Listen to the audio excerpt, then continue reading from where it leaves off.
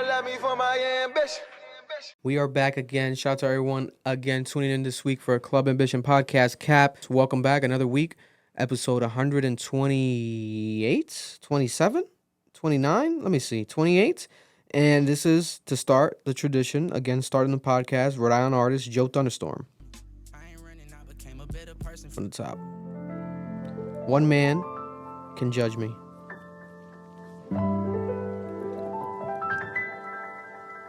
Rhode Island. Rhode Island. That was nasty. I gotta do a drop. My girl voice. Going back and forth with God. I've been overthinking, am I really asking for a lot? Looking for a signal that I'm living right, or I'm not. Looking for a sign that I'm still breathing. Shout out to JPEG Johnny, the whole team. All I got. Know my brothers care, but I won't bother them with all my problems. I don't understand why I can't find the end to all my trauma. I won't wish this shit on even my worst enemy, I promise. And if you let me, I'll be better. I repent from all the things that mess my head up. When it end, I hope you send me up to heaven. I was dancing with the devil, but I knew not what I did. Please forgive me, I was just a kid, learning how to live with the cards I would deal. It was hard not to feel like being hard. It's the only way you fall for yourself. I was scarred, but I hit it well, mom couldn't tell. I was often called strong, cause y'all couldn't tell. I just wanna kill the part of myself, to be so hard on myself. I just wanna be the version of myself that isn't hurting. Every turn I take, I'm burdening myself. I keep regurgitating prayers, saying sermons to myself. I just gotta learn this shit ain't personal, and you ain't living life. If shit don't get a little turbulent, I get. So I'm flying over every single hurdle that I get. I'm trying, God, meet me halfway. I'm dying slowly. That we have Rhode Island artist Joe Thunderstorm. One man can judge me. If you're new to the podcast, and if you're not, you already know the vibes. It's Sound, the weekly host. We are back again. Marloon, engineer, co-host extraordinaire, in the building right there, holding it down. Wrong button. You know what I'm saying? Playboy Cardi's number one hater. Yeah. In the building. Playboy Cardi. Yeah, he already said it. You know, it's written in stone. And we got Noel in the building, looking very cream coffee, milk vibes. You know, remind us of when we would go to school and get the coffee milk. Right? Was it coffee milk? The brown? Why are you lying right now? We would get it. I wouldn't get it, but it would be there. You didn't get nothing. It would be there. You don't drink coffee? Oh, no, hell no. I drink coffee milk. It would be there, though. We would get it, but I meant like it would be there. Like, I wouldn't grab it.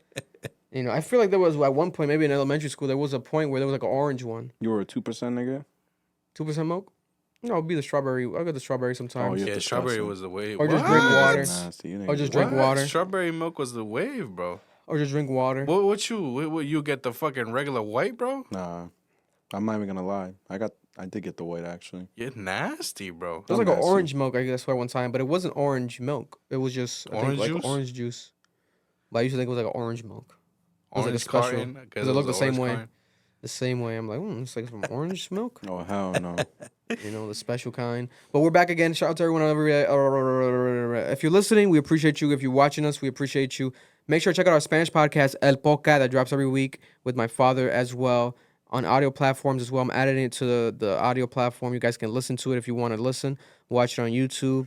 A lot of stuff to talk about in Spanish. You know, every week my dad's always going off. And, you know, when it comes to sponsors, shout out to this month's sponsor, Problem Gambling Services, problemgamblingservices.com. Visit it because this month, March, is the Problem Gambling Awareness Month. If you guys didn't know, nationally, it's that month for those out there who might have problems with gambling or might know someone that they believe might have a problem with gambling. Go to problemgamblingservices.com and you'll be able to take a test by yourself, a self-assessment test, and you'll be able to actually check if you qualify for needing any help or you might not need any help. You know, any answer is possible. You'll be able to get it yourself if you check on problemgamblingservices.com, brought to you by the Rhode Island Lottery. And also shout out to the foreign exchange student Phoebe that I mentor from Indonesia. She has dropped her podcast finally that we've been helping her create. Endausa Podcast is available right now on Spotify, anywhere that I think you can listen to the podcast. Episode 1. She's going to do 10 episodes. I think they might be all out before she heads back to Indonesia, so we'll keep you guys updated with that. Shout out to Phoebe from Indonesia, the actual mentee, you know, Club Ambition mentee. And yeah, for starters, before we get into Rhode Island news, I did want to talk about, you know, transparency. You know, the episode will be shorter, but another reason, aside from the Capella Gray interview finally dropping, is because my family right now is dealing with a random death, unfortunate death. I want to send thoughts and prayers to all of my family. This morning we lost my great grandmother, Alida Santana. She was 93 years old. She died in Bynes, Santo Domingo, República Dominicana. And yeah, man, a legend in my eyes. Very unfortunate death. She died in her bed, in her home, in her sleep. And I remember, I believe she was one of the first people in both of my families to ever even come to Providence. She was in Providence, Rhode Island in the 80s with her husband, my great-grandfather that died about 10 years ago as well. Mitad, legendary couple Alida y Mitad. And I remember visiting them as a kid all the time. So I want to definitely send my condolences to my family and everyone out there in DR. The funeral's tomorrow. Quick funeral. DR, bro, they do the funeral right away. Like it's almost does not feel right. It's like, hold up. Like people gotta process it. But DR, they handle stuff really fast out there.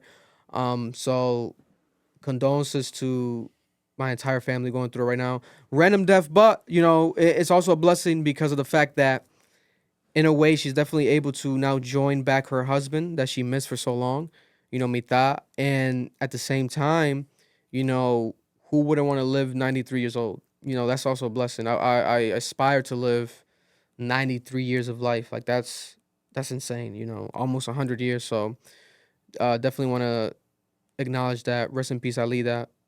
Gone but never forgotten. Very, very funny woman. Very, very funny woman. She would always like be joking and like she was like always had like the OG rudeness to her, but it came out of love always. So definitely I love you. Rest in peace, Alida, Mama Alida. But moving on, let's talk about Rhode Island. Speaking of Rhode Island, that is a Rhode Island legend in my eyes. Alida Mitad, legendary couple when it comes to just the south side of Providence. A lot of people know her, very familiar face. She would always walk around the neighborhoods. Another legend that stopped by Rhode Island recently was Viola Davis. Viola Davis is from Central Falls, Rhode Island, if you guys didn't know. In my opinion, the best actress of all time. I want to interview her on this podcast. We want to have you here, Viola, somehow, some way. But her sister, let me get her sister's name. Her sister, Dolores Grant, is a teacher in Central Falls High School.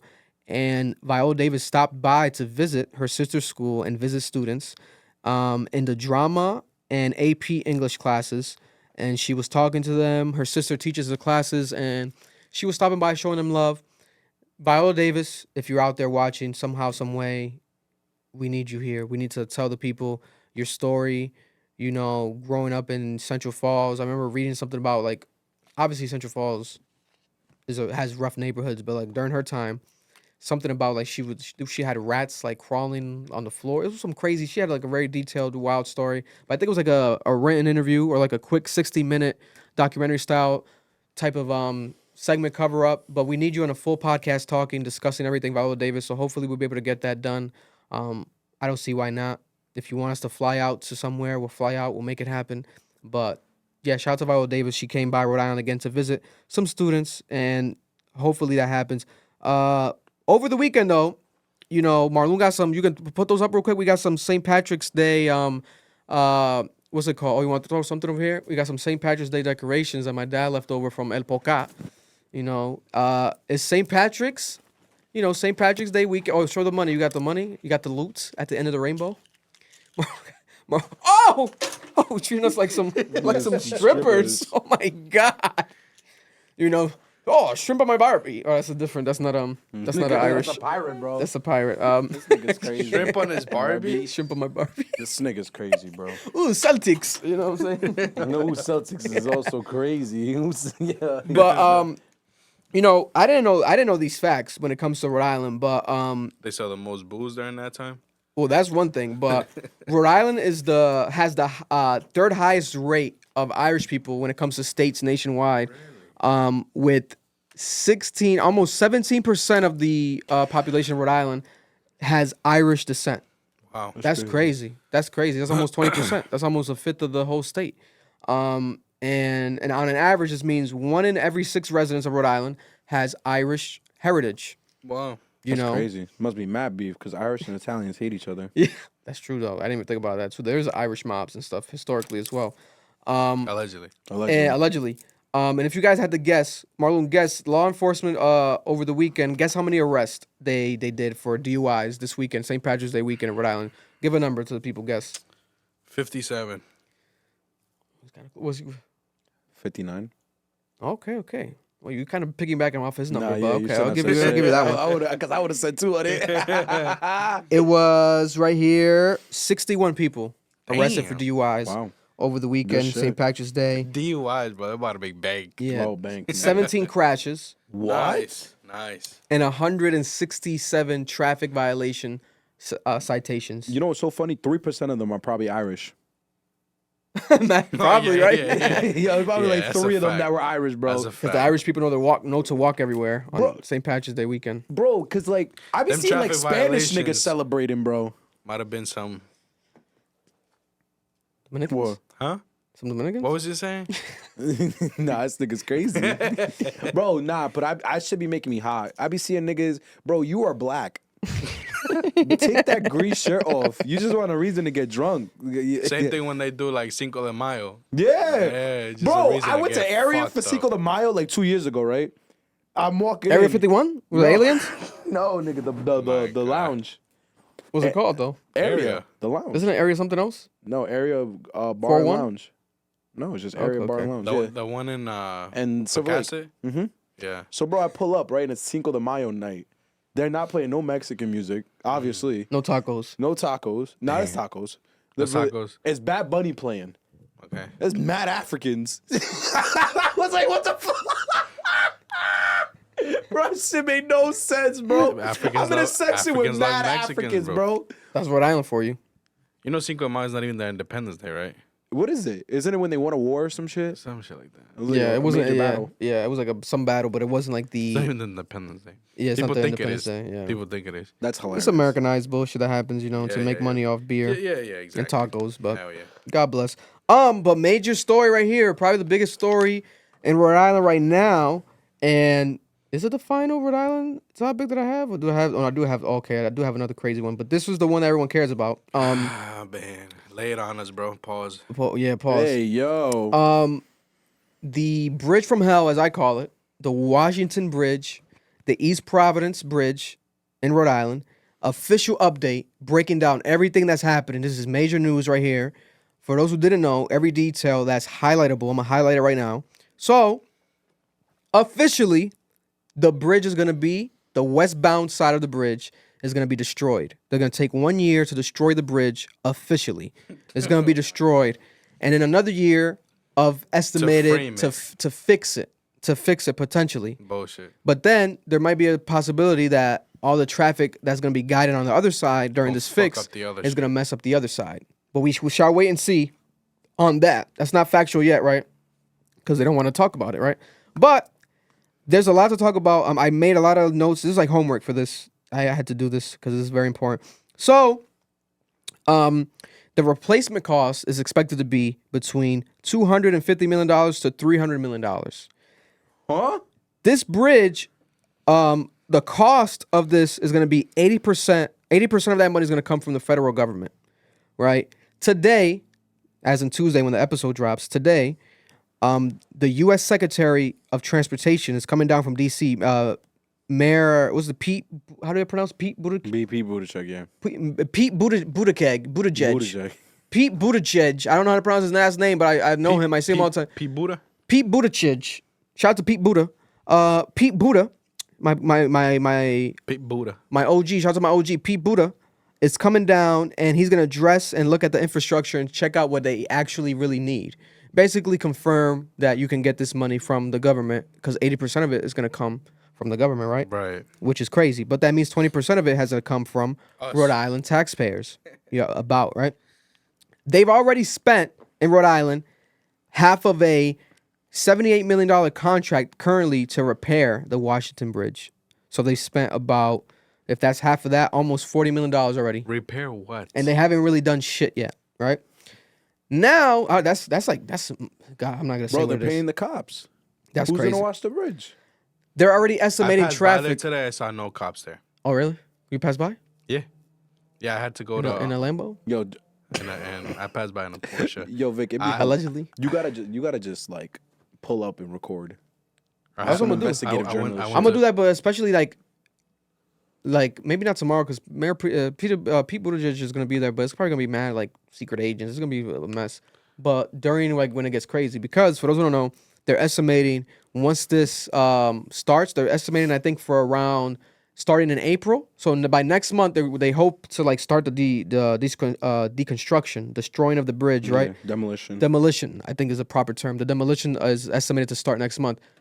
2 years of traffic, they're saying, after the demolition starts. 2 years of traffic guaranteed. It's more. At minimum. It's more. 2 years of guaranteed It's traffic. more. Let's be honest. It's gonna Not be traffic that we 4. see now. 4. Severe traffic. 4 years. Severe traffic, Yo, right? EP bitches, you're down bad because ain't no one going for you now. Listen, Oh, and they're gonna go through the Pawtucket side. the bridge was built. They found out that the bridge was actually built in 1968 with a design that experts are now describing as unusual. It's an unusual design. Now there's almost 60 years later they're saying that, right?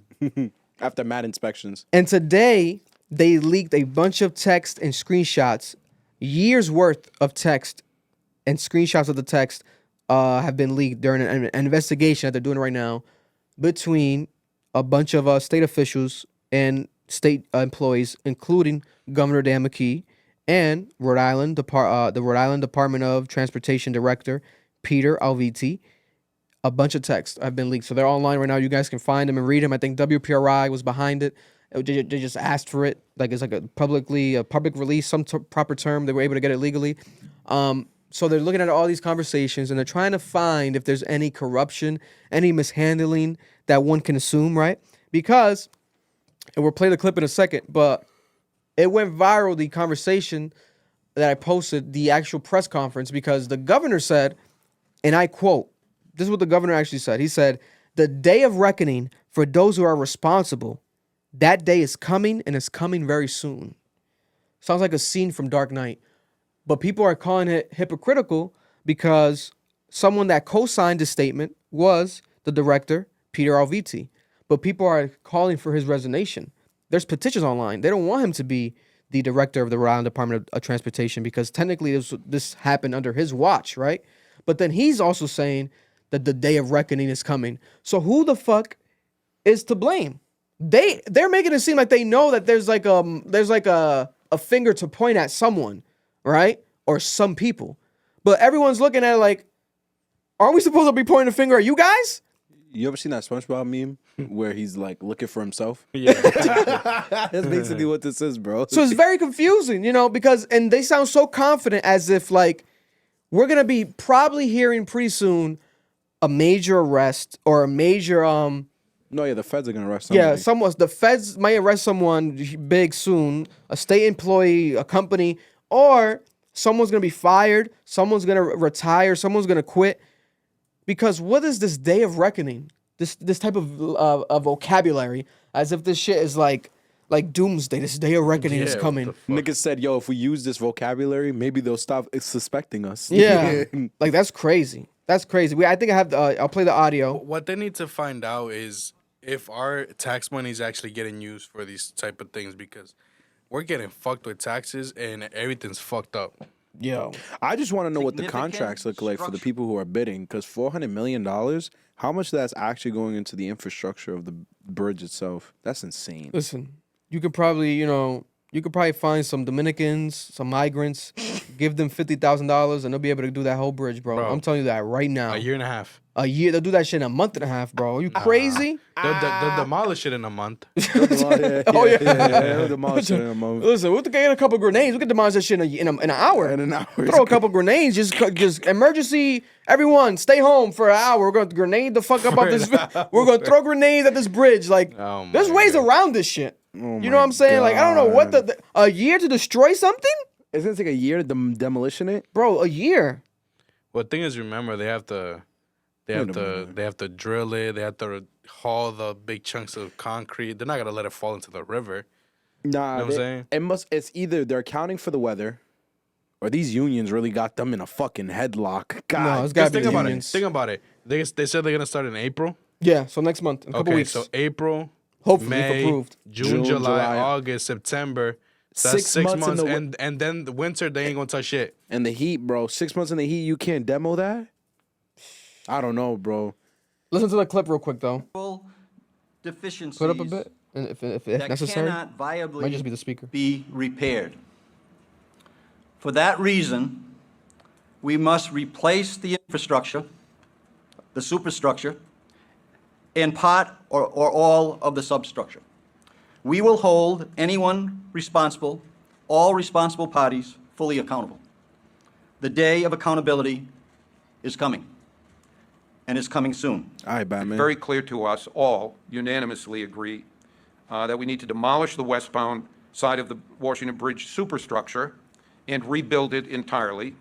And as for the substructure and foundations, some of them were found to be able to be reused in limited capacity if upgraded to meet the current design loads and load rating requirements, and to provide a 100-year life cycle assurance that we are going to require for this new bridge.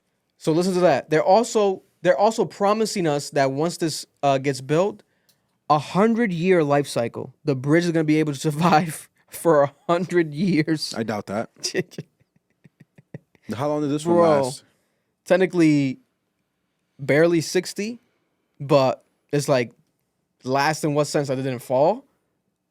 As far as it needed to be, what's it called, repaired? There was signs of it in 2018. So like, 2018, yeah, exactly. so technically it lasted probably just barely 50 years, half of that. You know what I'm saying? 100 years. We shall see. Make one that lasts forever, maybe, you know. But let's see, keep it going a bit Today here we with are the announcing words. that we will be replacing the bridge, We knew this already. but also accountability and the day of reckoning for those who are responsible for the position that we're in and the position that the people in the state of Rhode Island in. That day is coming. Yo, he and it's sounds like coming fucking very John soon. F. Kennedy. We expect to Oh, advertise the demolition project for bid by the end of April, and for whoever we select to complete the demolition of the existing structure by March of next year, this time next year. Either side of the So they're going to put it up for bid to get a company to find a financial agreement to actually do the job, you know, contract them. April, start the job after the bid, and then by March of next year, 1 full year since this press conference, have the bridge destroyed. This is not going to happen, guys. I'm telling you, this is going to be major news. This is only the start of it. I think we're only cracking the egg muffin. That made no sense, but you know what I'm saying. You know what's so funny? The only reason why Not this that bridge joke. is acceptable, that was a bad joke, but that's funny. It's horrible. You know why this is only acceptable?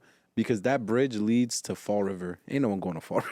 Stop. No, bro. Who's going to Fall River, bro? Edwin. Fall River people. Everyone likes to go to Fall Everyone River. going to go to Fall River. You know what I'm saying? Shout out to Fall River. Shout out to Fall River. I'm never going to Fall River, bro. I promise you that much. Last buddy. Rhode Island news right here. This is a crazy story. So a man has pleaded guilty to a cocaine conspiracy Huh? in Rhode Island tied to a Rhode Island U.S. postal worker abduction. Wait, what? Listen to this. So a Providence man will be sentenced later this year for a role in a cocaine conspiracy that involved an abduction of a U.S. postal service worker, a post office worker, back in 2021. His name's Irving Medina, 35 years old. He pleaded guilty Thursday in federal court to a charge of a conspiracy to possess 500 grams or more of cocaine with an intent to distribute. And prosecutors said that Medina and his co-conspirators were receiving packages of cocaine shipped from Puerto Rico. The 3 packages seized by police were found to contain more than 3 kilograms of the drug in total.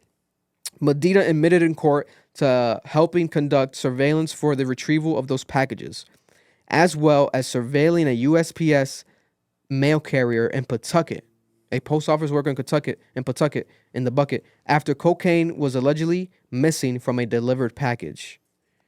On the afternoon of June 1st, the mail carrier was forced into a vehicle at gunpoint outside of an apartment complex on Division Street, according to police. The suspects drove the mailman to his house to search for the package of drugs, but then returned him to the abduction point after he learned that he didn't have his keys. Oh, his keys to the apartment. I thought they meant the keys of coke. Okay, so they got to reword that. I guess they didn't have his keys to his apartment. Wow. What the hell? And following the incident, the 3 men were arrested after this incident on cocaine conspiracy charges. 2 of them were later indicted in connection with the kidnapping, along with Medina and a 5th suspect. Police said they searched Medina's home in August and seized items associated with trafficking drugs, including bags of cocaine, base, fentanyl, and a cutting agent. Medina is scheduled to be sentenced this year, June 13th. I got mad questions. That's crazy. My first question is this. Who moves drugs through the U.S. Postal Service? Some movie shit, bro. Bro, what the fuck are you doing? That worked back in the day. That shit don't work no more. No, but not for nothing. I have heard this crazy stories of what's it called? Mail workers finding weird ass packages. Oh yeah. So you think he stole it? It could have That's been my he second could question. have been that he probably got it and was like, "Oh shit, this is work. This is drugs." And maybe he thought he could make money off it and try to do some bullshit. You So know, now- so maybe he wasn't really involved. Like, you know what I'm saying? I don't know. So now this is another question Because that happens. that comes up. Lost and found vibes. You lost and This is- found this- vibes Finder is keepers. Crazy. This is the Finder other question keepers. that comes up, right? How do you know that that's coke when you see it? You gotta taste it. So you unwrapped it. you have to unwrap it, open it. Yeah. You just So poke it. so so will Nah, you, nigga, you're so- crazy. so You gotta will- unwrap that shit, So bro. will you not think that the post office actually goes through our mail? Ooh, what a bar. Unless it was a obvious like package. It ain't gonna be, Nah, bro. it It ain't got gonna shit be from. obvious. It might have looked like a brick. It managed to get from Puerto Rico to Pawtucket. Yeah, bro. Might have looked like a How is brick. it gonna be obvious? They might have just. They didn't ship it in a tire. My thing is that their policy? Like the U.S. Postal Service checks your mail, or do the people who work in that postal office check your mail? Yeah. Because this shit ain't adding up. Where's the drugs technically- right now? Technically, it would get checked at customs. They're gonna have to shut down this post office in Pawtucket. Because this shit is weird. Nah, this is weird. Think about it, because he's right. If they actually did find it, they're not gonna find the coke in the fucking postal office in Pawtucket. Yeah. They would have done it in customs. They would Yeah. have found it in customs. Yeah. That means someone in Bucket, whoever works in that postal office, is stealing niggas' packages. And they just came up. Or is receiving packages at that post office and moving it from there to things so it doesn't seem hot. Documentary coming soon to Pawtucket post office. We sound like snitches. Fuck it, though. Allegedly. guys. Allegedly, This is just, allegedly. Everything's you know, alleged. Yeah. I'm not a detective. We don't know none of this Moving shit. on to news and the culture, though. Major story happening right now. We spoke about it. Literally, I didn't know it was this long ago. 2 years ago, we spoke about it on this podcast. Dan Schneider and the whole situation, right? So right now, there's a major documentary, long awaited for decades. You can say it's been anticipated because this is called Quiet on Set and is about childhood actors who have allegedly faced abuse and mistreatment since they were kids, directly tied to Nickelodeon. Dan Schneider's weird ass we've reported in here before in the past, with viral clips that we've made about the situation. And the first episode's out officially now. I think tonight, right now, it's probably airing. You know, I'll probably check it maybe a bit after this. Or probably by the end, maybe at the end of this, we'll see. But Drake Bell's episode, I think, airs tonight. They said that Drake Bell's gonna talk tonight, break his silence on this documentary. Huh? Yeah, so that's gonna be huge from Drake and Josh. But specifically, episode 1, towards the end, they were highlighting Amanda Bynes. You know, Amanda Bynes right now is 36 years old, and she started acting at 7 years old. She was doing candy commercials at the age of 7. And then from the age of 10 to 16, she was on Nickelodeon. In 1996, she joined the All That cast, All That, you know, and then she did her own spinoff from 1999 until 2002 called the Amanda Show. My shit. You know, amazing, you know, content. I loved watching it. But then she did her last movie, Easy A, with Emma Stone in 2010, and then she was retiring after that. She went on her hiatus. She said for personal reasons she couldn't handle it no more. Didn't she become a drug addict? Yeah, but then 3 years later, in 2013, she was placed on psychiatric hold and on a conservatorship. God damn. That was terminated in 2022. 2 years ago, she was finally able to end the conservatorship. And she said that she started smoking marijuana from the age of 16.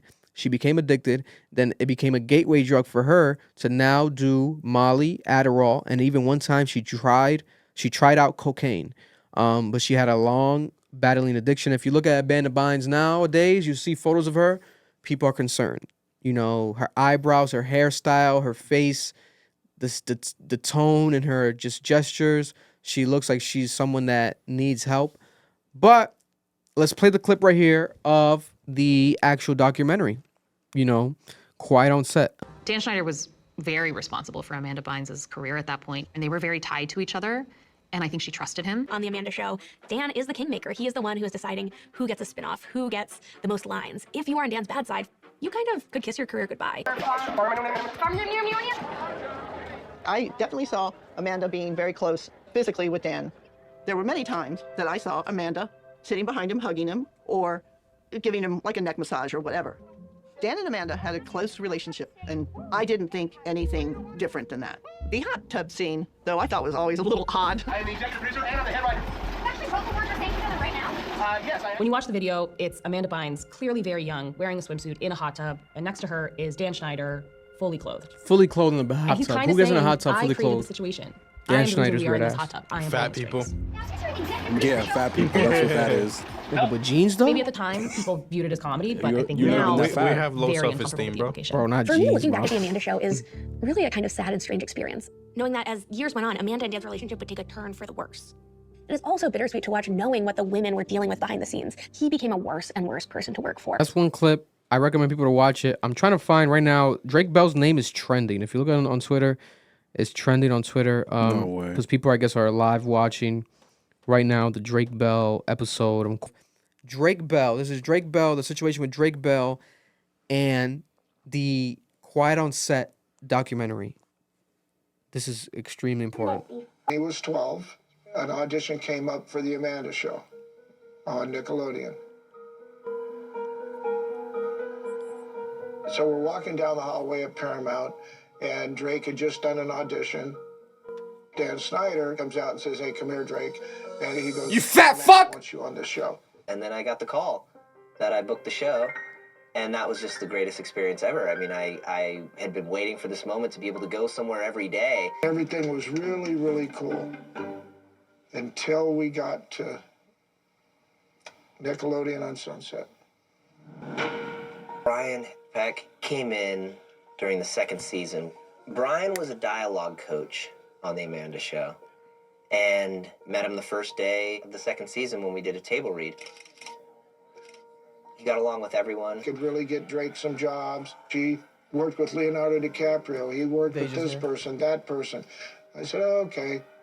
Well, he said, "Oh, well, you need to come to my house because that's where I give the lessons." Huh? Weird. Whoa. Brian Peck, but no relation to Josh Peck. And unfortunately, I started seeing Brian start to just hang around Drake too much. And it didn't set well with me. Leo, as you know, is the latest, hottest, hunkiest teen idol there is. Yeah, muscles. I saw this video of DiCaprio. Brian Peck on Growing Pains with Leonardo DiCaprio, grabbing his shoulder, running across him, and going down Damn, his this nigga Leo got. Oh my god. That's why that nigga can't date anyone older than 19, bro. Oh my god. Same freaking behavior. And she goes, "Oh, well, I don't know if you knew it or not, but he's gay. Maybe you're just homophobic and you just, you just don't understand." That's kinda And crazy. I was ostracized. Because he was And so homophobic? I backed off. Oh my god. After I got his presents out of the car, I looked in the bag and I saw these birthday cards from Brian's friends that were at the party, and they were really inappropriate. What the They fuck? just had adult things in them, adult descriptions, and I thought, "Whoa, this is." And then I said, "Drake, what Bunch is of this?" fucking He goes, pedos. We just left it at that. That's your problem though. The They'll situation leave it at with that Brian shit. is it all If it was a built Dominican up. dad, would have stabbed that nigga in his chest from day one. So, my Le- dad let's started leave it at making that. Very And then I got a phone call from his mom saying, "Drake doesn't want you to be his manager anymore. I want what my son wants. It's killing me. It's hurting me." Damn. It's real life, man. Fuck. In the other It's episode, breaking yeah. my heart, but I want to do what Drake wants. But you never, ever leave Drake alone with Brian Peck, and you never let him be around him unsupervised, period, whatsoever. And Brian just absolutely tricked her. Everything changed with Brian one morning. It just, everything. I knew that my life was going to be absolutely, completely different. Oh my from that God. point on. I woke up to him. I just opened my eyes. I woke up and he was sexually assaulting me. Oh my God. And I froze and was in complete shock and had no idea what to do. He gave us Drake and Josh And after so- being Bro, fucking you're molested, bro. It just became this secret that I had held on to. It just got worse and worse and worse. Shit, what the? And Don't tell me they like gang raped this nigga, bro. and worse. My God. And why don't you do this? Yeah. Yeah. Why don't you think of the worst stuff that someone can do to somebody as a sexual assault?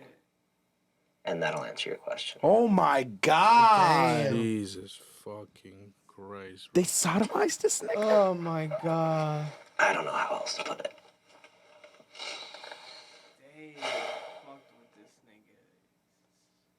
We ended up having to reshoot the pilot for Drake and Josh. And Brian was trying to get me to convince Dan that he should be the dad on the show. Oh my And God. I was like, that is not gonna happen. One day, I was just on the phone with my mom. I just exploded. Screamed into the phone everything that had been happening to me. My mom immediately called the police, and then Brian got arrested for doing really, really horrendous things to me. But they never named the child. Yeah, it just says Jane Doe. And so now we know it's Drake Bell. He sodomized him? Mm-hmm. He put him in pornography? These emotions that were going through me were Oral copulation, it's bro. relief and fear. You know, am I going to survive this? Yo, this nigga's a psycho. Look at this nigga's face, bro. How did it make you feel when you finally found out? Are you kidding? I'm not the same today. Damn. The That shit pain's brought a- still that there shit brought from a the tear to moment my that I eye. knew. Damn. Fuck. It's just I don't wish this on any parent or child whatsoever. Really, the only Mad lawsuits. person that I remember No one was being Dan. there for me was Dan. That fat fuck.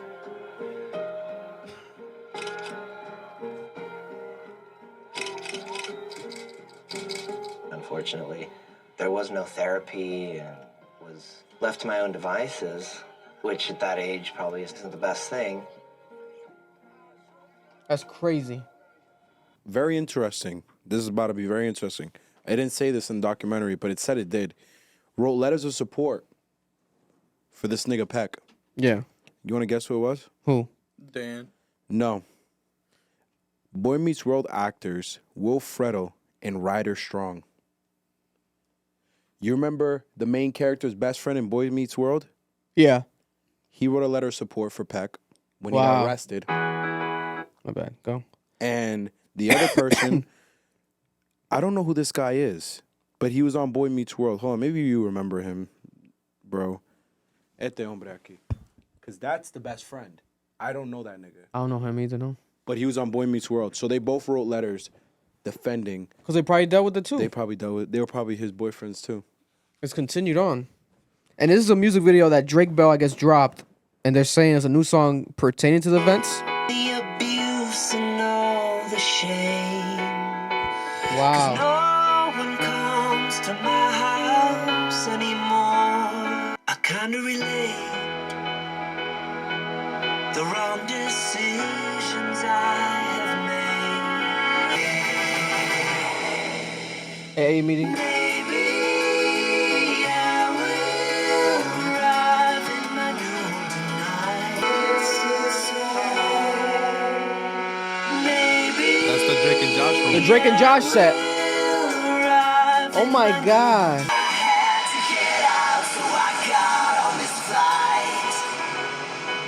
So he dropped this. It's called I Kinda Relate, and it's a song inspired by my past, and now my story's being told, so I felt it's the right time to share it. And he has the Drake and Josh set, and he's in Mexico right now, and he's making Mexican music too, Spanish music as well. But there we have it. This is crazy. This is crazy. Drake Bell has called out, basically exposing the pedophile side of Hollywood with a new music video to coincide with his segment on the Quiet on Set documentary, where he's exposing, what was that guy? What was his role? Was it a producer? No, so he was show producer Brian Peck. He was an acting coach, Acting a vocal coach. Yeah. Acting coach Brian Peck exposed as someone that raped him, sodomized him at the age of 15, and probably did it to a lot of people on set, on Nickelodeon studios, Nickelodeon production shows. And Dan Schneider was aware of this, and Dan Schneider did not do shit about it. So what else did Dan Schneider do, and what else does Dan Schneider know? This is crazy. It goes to show you that, like, was anything real? Like, all the art that we grew up watching, all the music we grew up listening to, the most genius people and the most talented people in the world are fucking creeps. Like, this is crazy. This is disgusting. But you know what I found really interesting? When he said this guy was super connected. He found a way to make himself so connected in Hollywood that if I ever spoke out, he'd be like, oh, well, you're never going to work here or there or there. And this is what's going to get overshadowed in all of this. Bro, these creepy ass niggas, manipulative ass niggas put themselves in these powerful positions because we have created a society that allows those positions to exist. This is not just about, this isn't some isolated incident. It isn't just like, oh, you know, there's just weird niggas. No, it's a consistent pattern. Niggas in power, because of the systems we've created, abuse their power. So it's not get rid of the niggas, it's change the system. Yeah. But changing the system means just radically changing all of it. Because, bro, you're going to tell me Dan Snyder knew this nigga was raping kids and did nothing about it? Yeah. Dan Snyder's out here acting like a fucking animal and no one's doing nothing about it because they won't get their skit shown, telling people to bend over so they can so they can pretend to be sodomized. Nah, bro. And I don't care. It's not homophobic for you to tell me. You have to give the parents a heads up. Hey, by the way, you know, Brian Peck, he's the vocal coach, acting coach. He happens to be gay, in case you didn't know. Especially in that time, that's not homophobic to know. Like, let him know. Okay, thank you for reassurance, just to let you know he's gay. If you're, you know, because even if he's not gay, it's an adult, and the fact that he is gay and is a male, he could be attracted to the male. Yes, it's possible. Why? But oh no, you're homophobic. The dad needs to be away from everyone. Get away from the dad. Disconnect the dad. You're homophobic. So it's like that system of like trying to be like too woke or like trying to not offend people got them in this situation as well too, because you could have given them warnings and given them the right to actually question shit. Be like, oh, wait a minute, what? We didn't know that when we signed up for this. A year later, you're telling us he's you know, he's homosexual and like he likes males as well. We didn't know that at all. We just thought there's no foul play at all because he wouldn't even be attractive to them. Bro, come on. Bro, what's crazy too is like he could have easily fired him right there. Yeah. He could have been like, yo, you're fired. Bro, that's a problem. This is disgusting. Me questioning how a nigga's touching my son, you could just fire my son? Because I'm asking why this nigga touching my son like that? Because this nigga has some form of power and some form of relevancy to this entire production. My nigga, eat my dick. You know what's one thing I learned in life? He would have too. He would have too. Anybody can do a lot of these niggas' jobs. Yeah. We put this false like value in a lot of people. In reality, bro, there's a lot of niggas that can do you niggas' jobs. So this whole idea that this nigga had this ability to just fire people when he's fucking touching children inappropriately to a point where parents are bringing it up. And your immediate fucking reaction is, oh, well, he's gay. If you're being homophobic, that's something you need to do. Nigga, if you don't shut the fuck up and deal with this fucking problematic ass nigga, what the fuck is wrong with you, bro? Yeah. Like, this shit is crazy, bro. Like, oh, and I'm surprised Drake didn't get fired. I'm shocked that Dan didn't fire him. I'm shocked. It's a hit show. They had to keep him. Shocked Nickelodeon didn't move on from him. Brian Peck is not related to Josh Peck, by the way. Just a coincidental last name. They're not related. Just looked it up. That's just crazy. Josh would have shot himself. If that Where was is the case. Brian Peck now? Well, before we even finish the thing, Currently lives in Los Angeles. before we even Piece of shit. before we yeah, I were know what you're able about to to even say, yeah. finish, you know, she asked us like, oh, like, so what happened to him after that? Is like, did he? No, Drake Did was he like, no. leave Hollywood? Yeah, because From what he was about to say, it's like, no, they took him back in. Maybe not Nickelodeon, but wherever else. The other shows, those guys that you just pulled up, those type Boy of Meets World. I'm Boy pretty Meets sure- World, Well, new Boy Meets World was seasons. earlier. No, Oh. but isn't that Nickelodeon though? No, it's not. That was different. Boy Meets World was MTV, and that was way earlier. Nah, I think he came back and started He working came back, on some bro. He shows. was working with Leonardo DiCaprio. He had a good ass resume, so he just kept doing them. Leonardo DiCaprio was before that too, yeah. But he did He have has a good ass resume. The guy has a reputation, so they just kept making him keep doing shit.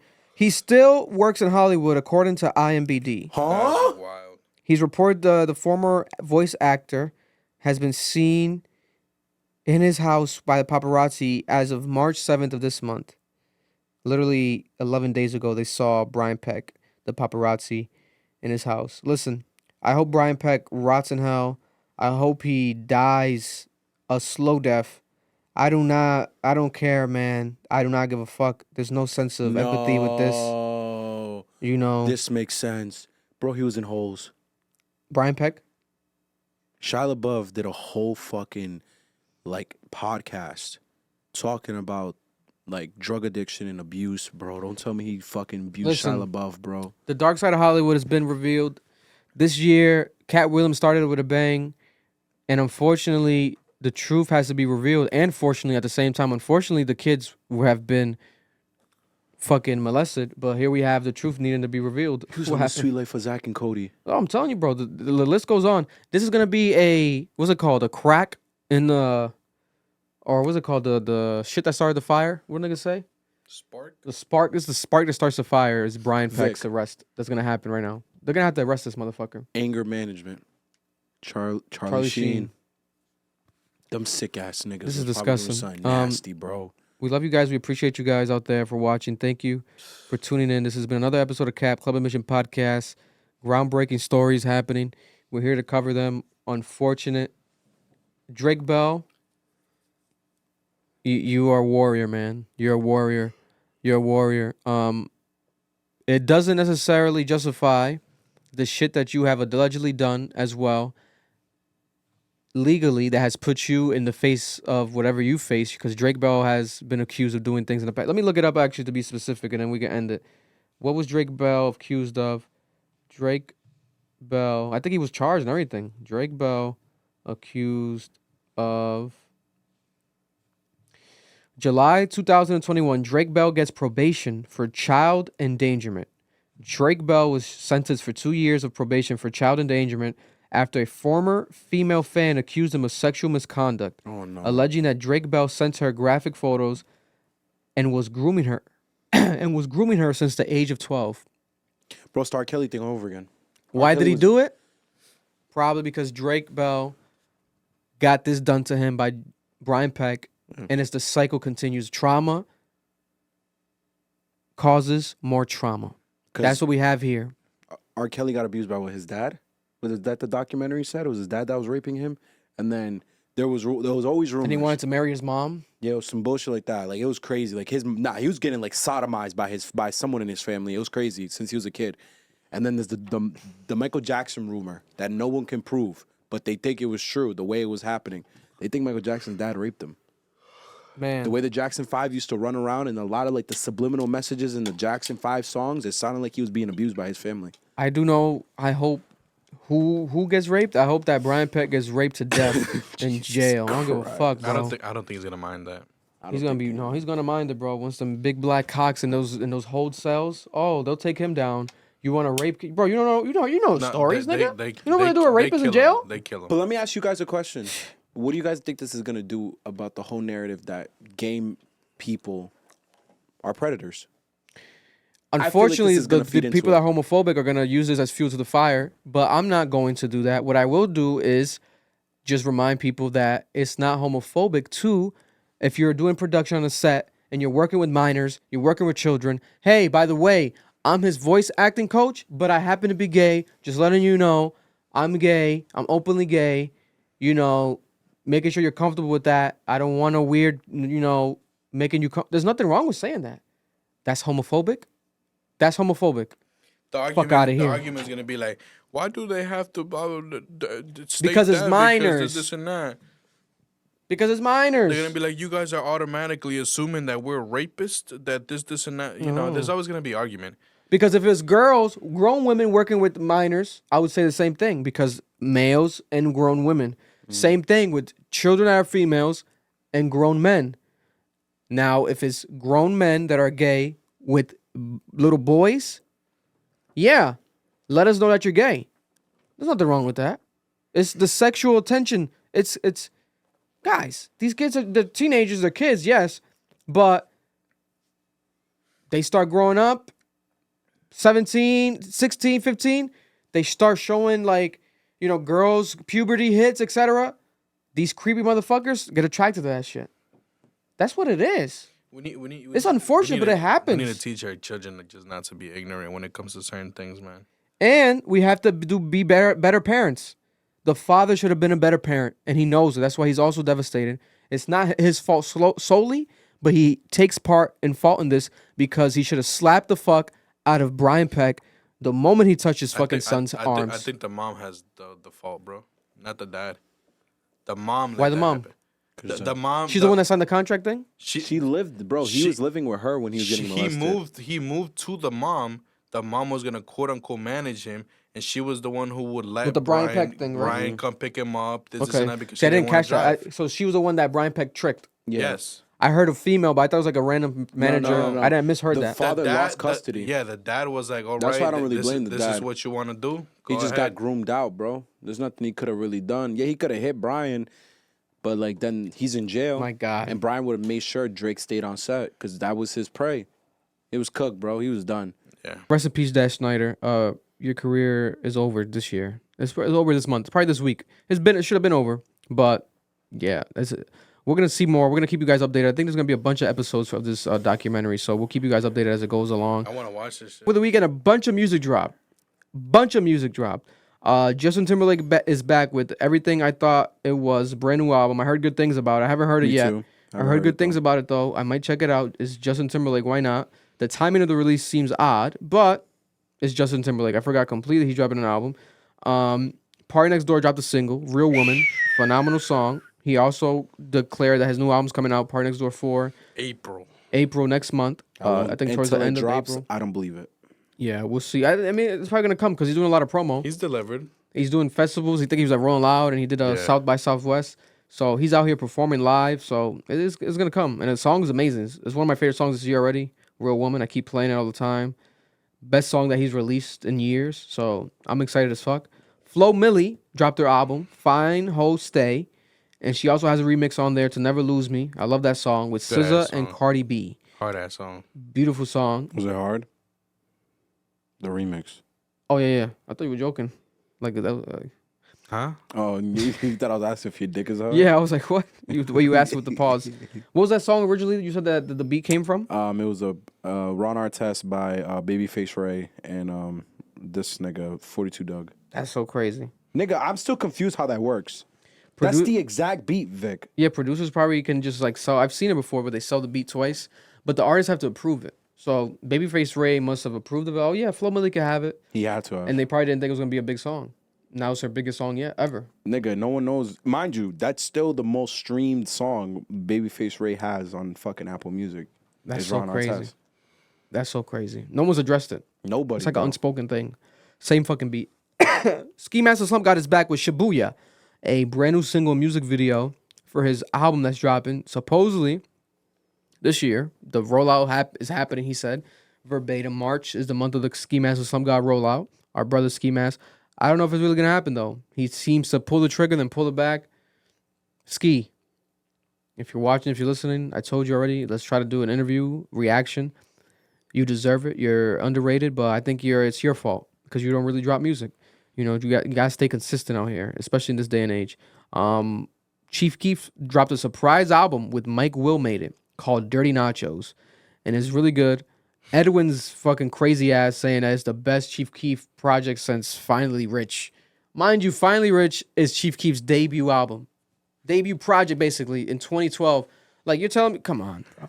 Chief Keef has so many classic mixtapes. I was arguing with him all weekend. I'm like, bro, you're crazy. Just like French Montana. Yeah, he said just like French Montana. Horrible take, man. Horrible take. He really said this might be his best project Bro, it was ever. like 8 hours after it dropped. I'm like, bro, let it live for a day or two. Like, calm down. Bro, his takes be insane, bro. I think he's like gets bored and just says shit. Because that's not like even a real take. I think he does it. Best project that Chief Keef's done since Finally Rich. You wanna know what the crazy That's part is? Crazy. Is that I'm already waiting for a clip of this. Him sending it Oh, tomorrow. in the group chat, recording on his phone. He watches the podcast just to see if we talk shit about him. 100%. It's the same, bro. 100%. He's like an AI walking. It's crazy. Speaker Knockers. It's the Speaker Knockers. They dropped the Speaker Knockers project. Which I think it's was like a beat tape. And it's just a beat tape. It's a beat tape, and they disrespected the fuck out of his legacy. Because listen to this bullshit. I'm gonna play the last song on here. I think there's an old McDonald one, bro. This is bullshit. No, they did it. Yeah, I'm being that ass. Oh, I'll play it on the phone. Fuck it.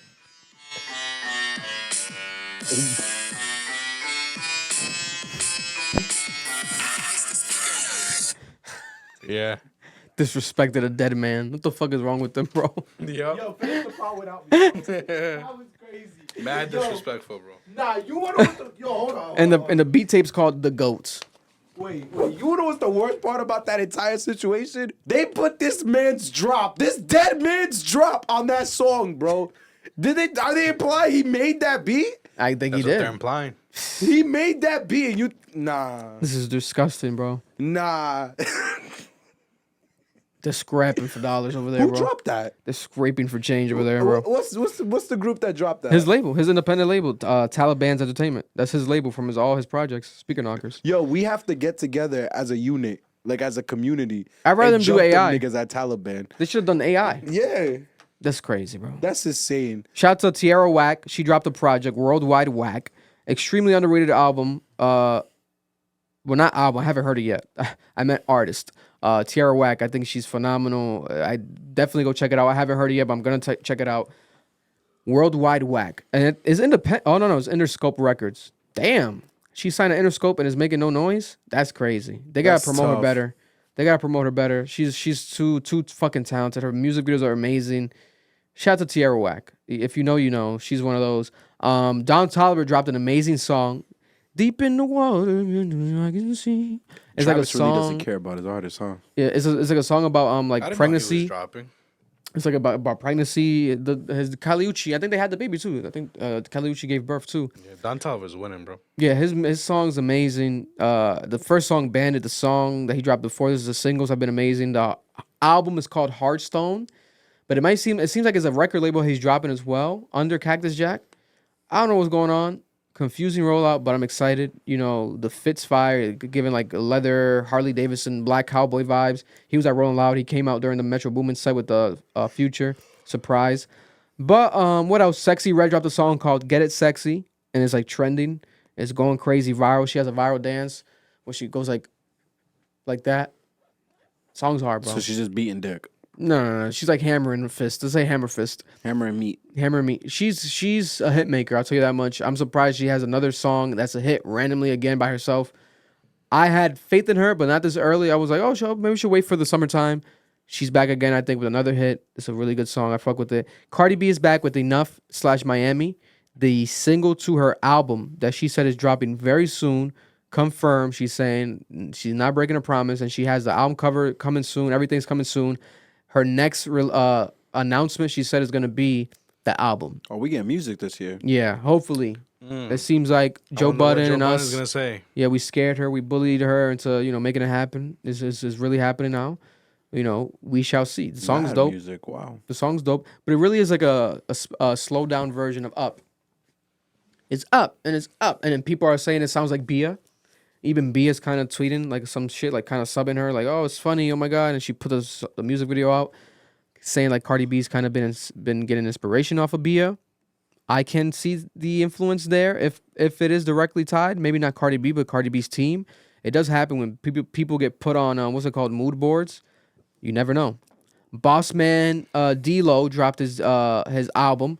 This is the man that has the viral music right now. Get in with me. You want the boss? You gotta get in with me. You know what I my froze? Look like a bag of ice. I'm driving that Bentley Bentayga like I don't love my life. You know what's so funny, bro? This is hard. Before you That niggas, shit is trash. That shit's hard. That shit's hard, bro. I'm not gonna lie to you. I'm driving that Bentley Bentayga like I don't love my life. Bro, before y'all got here, I was listening to that you shit, and I'm like, damn, this is some ignorant ass shit. But Nah, it's this just hard. shit hits. His voice don't do it for He me. got another song he dropped too. They call me Mr. Pot Scraper. You heard the other one?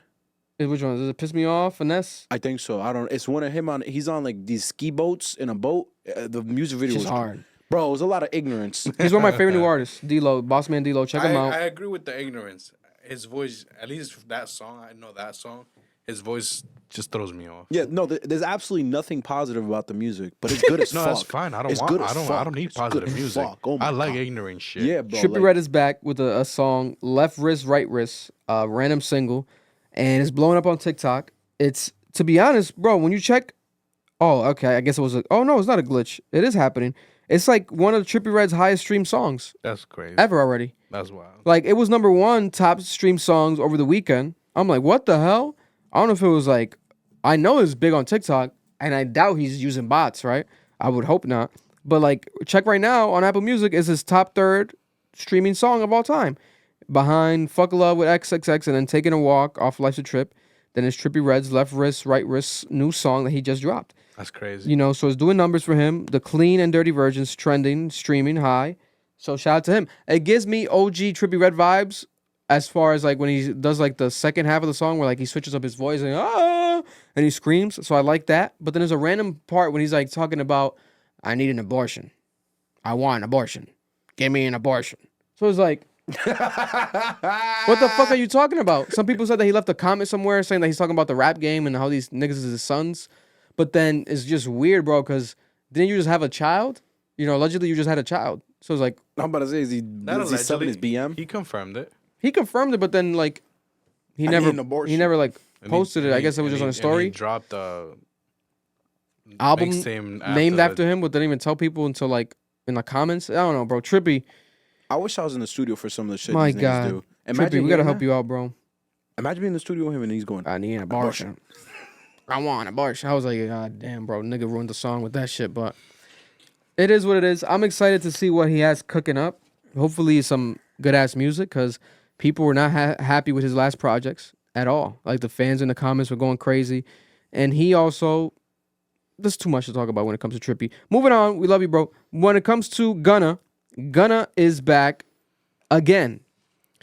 I told people Gunna, ever since Gunna's picked up the ball, when he left that fucking jail cell, he's not stopped scoring. This motherfucker's in his bag. He's unstoppable. He had the best album last year, in my opinion. The best single last year with Fuck You Mean. Best everything as hip when it comes to hip hop. And then this year again, back with Bittersweet. Phenomenal track. It's like an interlude vibes. It's like dark. Not really mainstream. Then he's like, okay, you want some here's a mainstream fucking song I think is gonna be a hit. Proud of them. With his first rapper cosign on a track, Offset. Offset from the Migos. And if you remember, prior to the arrest, Offset was always close with Gunna. There's so many photos of them hanging out. The Migos were extremely close with Gunna. So we spoke about it recently. They were pictured in Dubai, I think, at a concert. And I think Chris Brown was also in the crowd. So people were like, okay, Chris Brown's fucking with Gunna. Offset's fucking with Gunna. But what's gonna happen with the music? Now we have the music.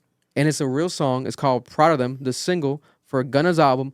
The music video was directed by Providence, Rhode Island's own Left. Shout out to my boy Left. He directed the music video. He said it took him like 2 weeks to direct it and everything.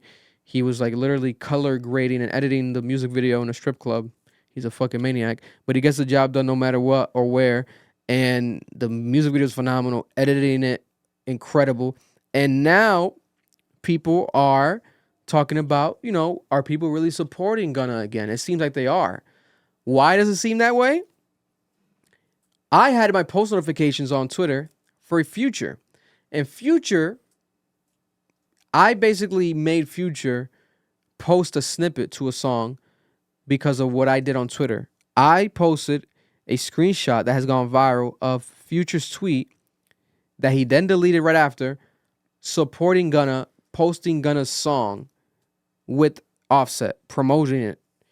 Basically like a promotional post from Future's account. So I immediately screenshot. I'm like, Future's co-signing Gunna?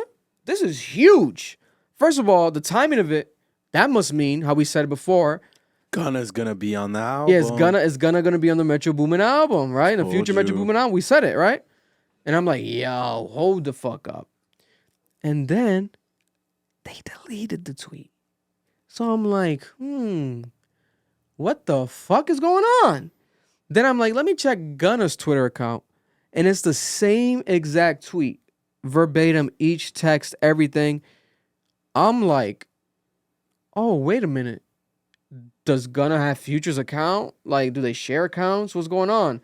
And I just assumed it seems like they have the same label managing their social media. I don't fucking know, right? That's probably what it is. But my post went viral. It went viral to the point that Academics pulled up my tweets. He posted them, and shout out to Academics, and people were sending it to me. And when Academics posted my post, people were sending it to me, but then it said post unavailable. So I'm like, oh shit, Academics deleted it. So I was joking with, shout out my boy Zay Rosa and other people that DMing me, and I'm like, yo, bro. I'm like, oh shit, I didn't see it. It says unavailable. And I was like, LOL, Future probably told Ac to take it down if Ac really posted it. And I watched Academics' stream. And he said he archived the post because Future's team reached out to him and said, Ac, yo, this was a mistake by the management. They share the social media accounts. Yeah. And they were like, Future doesn't want to be affiliated with Gunna. Like, please, like, can you, you know, take this post down, basically. So I'm like, damn, do I got beef with Future? On top of that, he was like, I archived the post. He archived it. But then he unarchived it. Because he's like, fuck it. Like, you know, you guys you can't make me do, like, it's still news. Like, why would I'm not going to delete it. I'm going to archive it but here we have it. He doesn't want to get Future mad, but it's just a fact is a fact. You know, and I looked at my tweet, and I feel like my tweet, not my account, but my tweet got kind of like shadow banned. It was like harder to find. And I think it's Future's team pulling strings to disconnect any affiliation with Gunna at all, right? Why are they so desperate to do this? People are also saying, you know, Future is the head of Free Band Gang, the label, who signed a FBG, Free Band Gang. Boston Richie, dope rapper, last year had allegations of snitching when he was a teenager, right? And then Future allegedly dropped him. But then Future, I guess, never dropped him. He still he still has Boston Richie signed. There's a lot of hypocrisy, a lot of bullshit. So I guess that means Gunna's not gonna be on Future's album, more than likely. And on top of that, you know, it seems like the industry really, I think that they fuck with Gunna, but they're so scared to show it. I've met people in person, niggas in the streets and shit. They told me, my homeboys and shit, they'd be like, yo, I'll never post that shit. Or like they'll listen to Gunna's music, but like they don't want to acknowledge it. Like they know it's good, but they don't want to acknowledge it. Like it's like I get it, but I don't. You like, niggas need a job. Like, come on, bro. Like, it's not that serious. It's not that serious. And people have never spoken about Young Thug's brother. Young Thug's brother, I believe Umfunk, if I'm misquoting it, my bad, Umfunk, I think that's one of his artists as well. That's his brother. Took the same Alfred plea deal. The same shit as a Gunna. They did the same situation. I think some other people too. But obviously Gunna's a star. YSL is Young Thug and Gunna. People only care about that. And Gunna that year, bro, that was when he did the big album. The big album, I think it's 3, whatever it's called, the trilogy. Something, what was it called? Yeah, it was Drips. No, Drip Season 3. I think so. No. But he called it DS3 instead. DS3, yeah, like that. It was DS3. Phenomenal project. Has the big song with Drake, the Pussy Print, whatever. Future's on it, Pussy I think, Talk. too. You know, he had the big song with Young Thug. Mhm. Pushing P. Everyone was pushing P that year. We had P's everywhere. Everyone was peeing everywhere. Bro, my thing about this entire situation is, do you niggas not fuck with Gunna because you actually feel like you can't fuck with him morally? Or is it just for clout? Yeah. On some, like, oh, I gotta keep my street cred. I can't fuck with a snitch. Because I understand why I got upset with the Gunna situation, simply because I feel like any cooperation with the police is wrong. But I also understand that nigga is a civilian, bro. I don't think Gunna was out here shooting nobody. Gunna used to rap about getting good grades.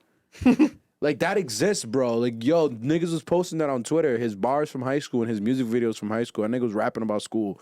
So I don't think that nigga was actually, like, on some gang shit. So what are we actually talking about here? Is this shit for clout? Or do you niggas actually, like, fundamentally feel this way? And then people have I feel like they have a harsh reality, especially maybe it's an Atlanta thing when it comes to Lil Baby.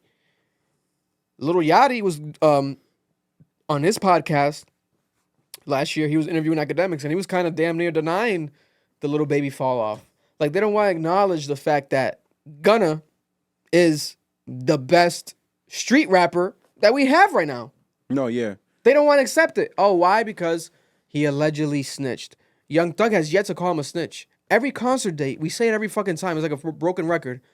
Gunna has Free Jeffrey everywhere he performs. Free Jeffrey. The whole tour that we're probably going to go, he's probably going to have that. Free Jeffrey. And he plays Young Thug's verses. Why the fuck would he do that if Young Thug doesn't fuck with him? You think if Young Thug didn't fuck with him, he probably would have gotten Because like... you look crazy if he did that. Come on. And Young Thug would have already got the news out that I don't fuck with you. He would have sent the owl, whatever it's called, the bird message, whatever people call it. You know how sick it would be if Gunna this entire time has been putting money on this nigga's books, paying his lawyer fees? Yo, you know how dumb you niggas would look? God bless your hearts, though, And since you want to be dick eaters. Gunna is signed to YSL. Young Thug is making money off of Gunna's sales. Like, we gotta come on. If you didn't really fuck with him, he would have dropped him from the label. Get him the fuck off of YSL. Guess what? He's the only Gunna's one gonna making get good signed music. somewhere. You think niggas ain't gonna sign Gunna? Nigga, I'll sign Gunna. I'll be like, bro, just I can't pay you. Just take everything. Because the bullshit baby dropping ain't paying shit, I'll tell you that much. Oh nigga. man, you think Lil Baby has a return on investment, the ROI? You think he's they're in the green with Lil Baby right now? Psh, with all these singles and shit, bro. That nigga been What? dropping some butt. Bro. Some hot butt. you know when your ass is out in the summer? Oh my God. Like, you been outside riding bikes all day with your friends? Swamp ass. Damn, Yeah, swamp ass he's is just crazy. straight swamp ass. That nigga been dropping swamp ass, bro. Yeah, but people, I think, they're afraid to accept the reality. And it's sad. That Gunna's been keeping the fucking lights on. Yeah. But, oh, he's a snitch. He's a snitch. You ain't never touched the streets, bro.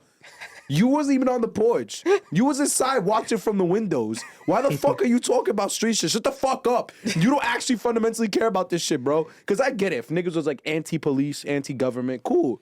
You niggas, if someone came to your house right now and tried to rob you, what are you doing? You're calling the police. Shut the fuck up. You ain't against shit. And like, if Gunna dropped ass, if the music was bad, people wouldn't, like, you would definitely see the majority being like, oh, yeah, fuck him. He is a snitch. Bro, the music's amazing. Like, pay attention to the art. The guy is killing it. Like, it's crazy. Like, 6ix9ine falls so flat and, like, far from this whole Gunna situation. Like, that man literally put people behind bars, and his music actually sucks. He dropped a new music video today to a song called Go. Go where, nigga? Nowhere. That song is horrible. That shit's ass. And that nigga's a predator. That nigga was touching kids, bro. And he knows his music's ass. Because that's the one thing I'll give 6ix9ine. He's very transparent. Like, if you ask him some shit, he'll talk about it straight up. He's like, I'm surprised these records. Like, he said in the Breakfast Club like interviews, I'm surprised these records and people care. So I just say whatever, they work. I just need the right beat. He knows he sucks. He knows he sucks. He's not trying to be the best rapper. He can't be because he's fucking bad. You know? But that Mexican nigga trolling y'all. Gunna's too fucking good. Speaking of, we're on a podcast, but shout out to LeBron James. LeBron James is officially launching his own podcast.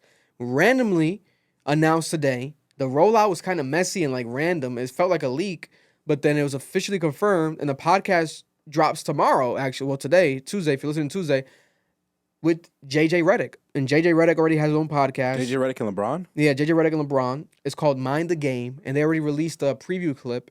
And it's like some very high-level basketball IQ talk X's and O's, because JJ Reddick's basketball IQ is insane. Is through the roof. And LeBron's is better. Yeah. I love JJ Reddick's when he talks about shit, like anything happening in basketball culture and breaking things down. And LeBron James, man, on a podcast, this is gonna be crazy. My thing is, my only issue with LeBron here in this situation, because I wouldn't be mad at this, but I don't want to hear white person LeBron. I feel like this won't be good until he retires. I mean, there's wine in his hands. This nigga's drinking wine and talking about basketball. This shit might be ass, bro. Nah, bro, he got a little lit. He's probably crisscross applesauce too. He might be lit talking some shit. Bro, because that's the thing about LeBron. He tries to be everyone's friend. I want to hear a legit conversation about how niggas is ass. Before we we already left the music. Then we're not gonna talk about the J. Cole shit. Oh yeah. We're gonna get to that. Yeah, I think I put it towards the end because it just happened. Yeah, we're gonna get to the J. Cole, and there's a phone number we gotta call too to see what happens. There's a phone number that J. Cole has on his vlog. I'm gonna send dick pics. That's crazy. But yeah, it's called Mind the Game. Check it out. I'm definitely gonna be tuning in. Mind the Game. JJ Reddick and LeBron James. Very interesting. Because LeBron James could have gone any route. He's never done Shannon Sharp. I think he did like someone's podcast interview years ago, but he doesn't do any media. Don't you have that barber shit? He has the barbershop show, The Shop. That's why I was kind of like reluctant to say when I posted it this morning, like his first podcast. But it is his first podcast because The Shop's not a podcast. No, it's a show. Yeah. It's a show, and he's not even on all the episodes. There's a lot of episodes that are just not even him. He curates it, but it's not him there at all. It used to always be him and then other people. There's definitely a different route than Brady took. Brady went to Fox, and he still hasn't done an official news thing. Yeah, and this seems to be independent. They're not getting a bag or a deal, which is weird. Like, you would think he wants a bag. Like, he's LeBron James. Maybe not. My thing is, if you're not chasing a bag and you really want to talk about basketball, you have to go in there and talk for real. Oh, if they go that route, fully independent, it seems like it's fully independent. Both of their companies teamed up to do this. Bro, this is going to be crazy. I want you to be honest, nigga. Tell me how you really feel about Kyrie. I mean, he tweeted last night. He said that Kyrie's the greatest, the most skilled player ever. Cool, but how do you feel about him for real? Oh, as a person? Yeah, because that's the shit I be talking about, bro. LeBron ain't honest, bro. He'll really just be that fake white nigga shit, bro. Fuck that. That's the same shit about Brady. That's why people don't want Brady to be on Fox. Yeah. Because they're like, bro, what are we going to get from you? The robot you showed us all these years? Or are you going to give us the nigga that was posting many men on fucking IG? Which one are you going to be? Yeah. Many men on IG. This is by the way, that's Noel Frias, LeBron James. If you're watching, I do not believe you're a white nigga.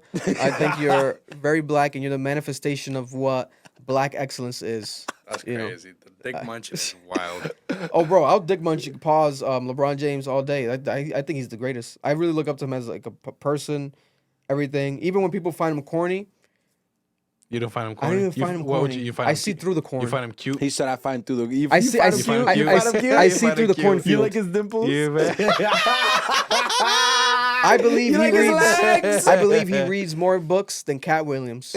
That's a crazy bar, because Cat Williams reads 3,000 books a year, apparently. What the fuck that nigga say? Yes, it was some bullshit. Yeah, fuck. These are the people that not we, because I don't, that some people look up to, bro, and they're lying straight to their face, bro. Bro, they be lying. 3,000 books in the fucking year. It's such a crazy, fucking lie. Bro, he said he would read 15 a day. Not even a librarian does that shit. Nigga, and that's their life. I read for real, and I never in my life, bro. There's no way.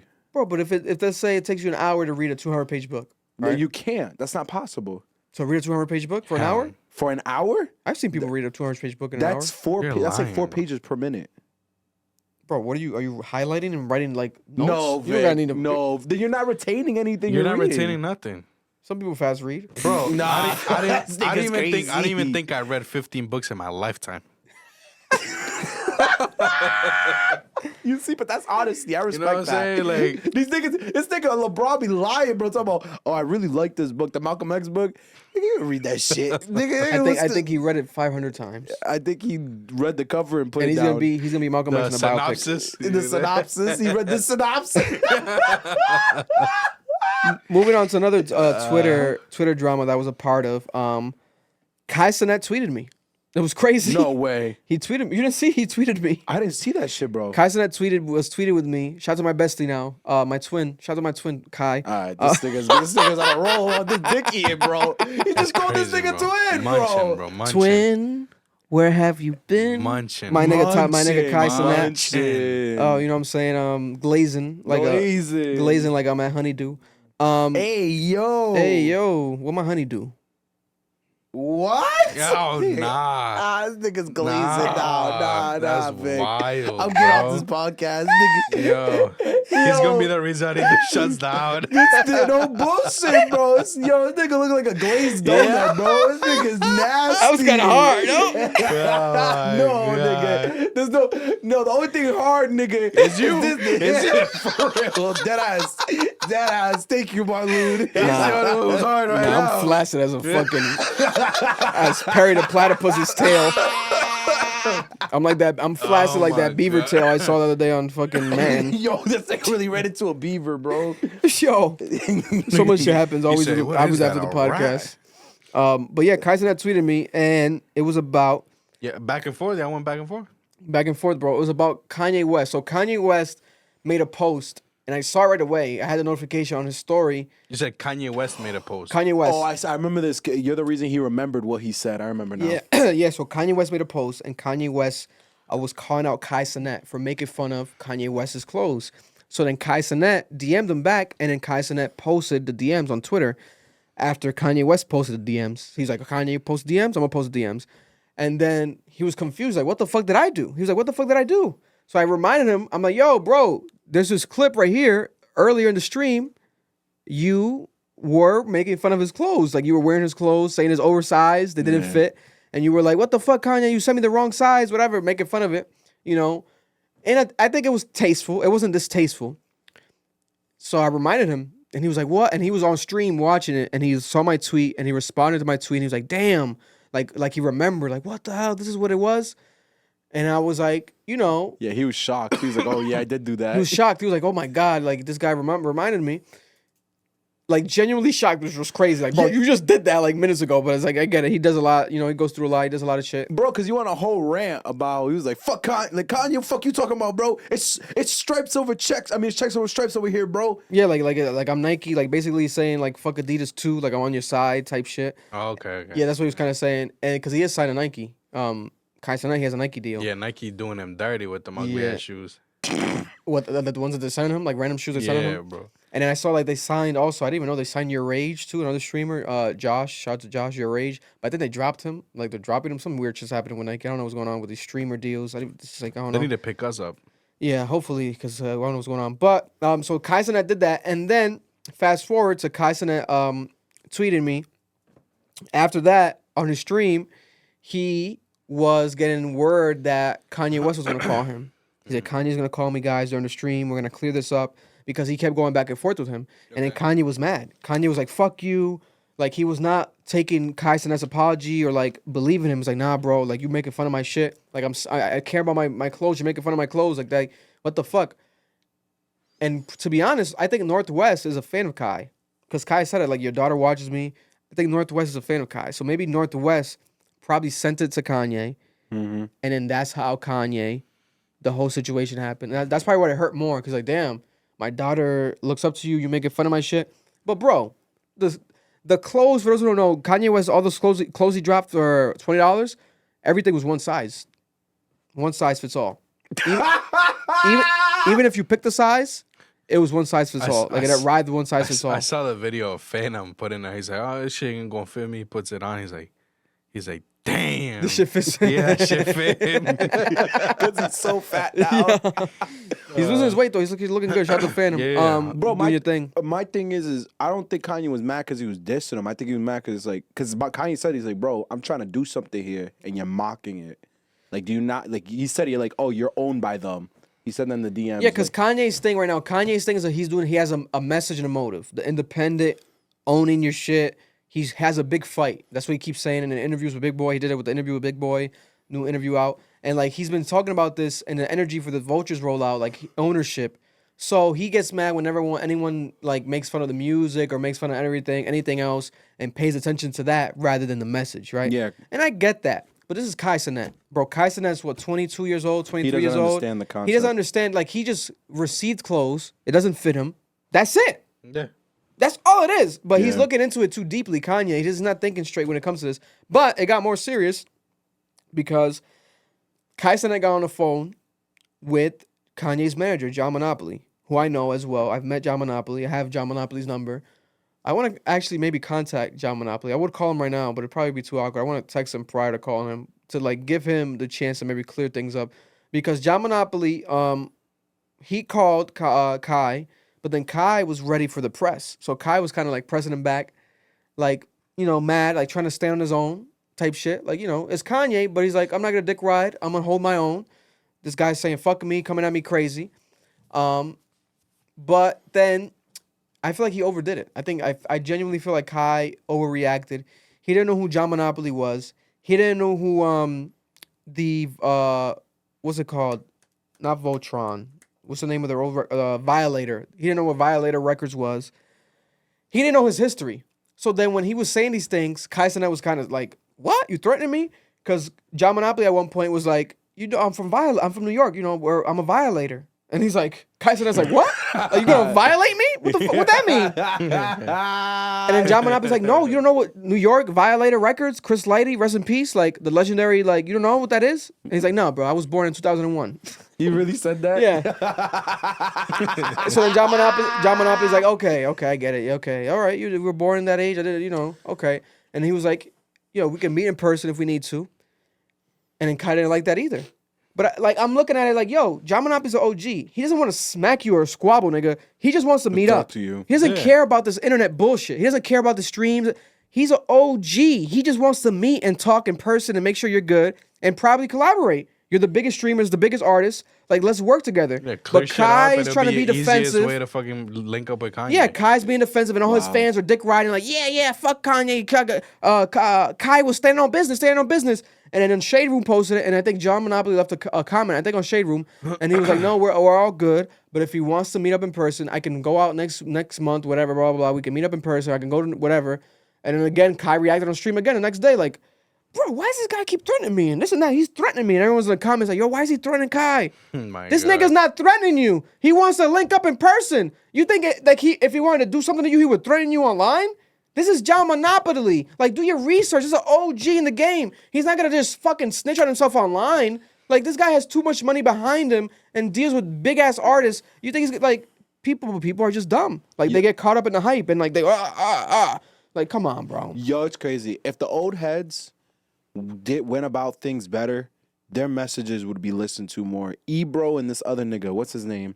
The other journalist, the old head that's major. I forgot his name. Is he on Ebro's show, or are you talking about the one that connected to Jay-Z? Maul? No, nigga, the journalist.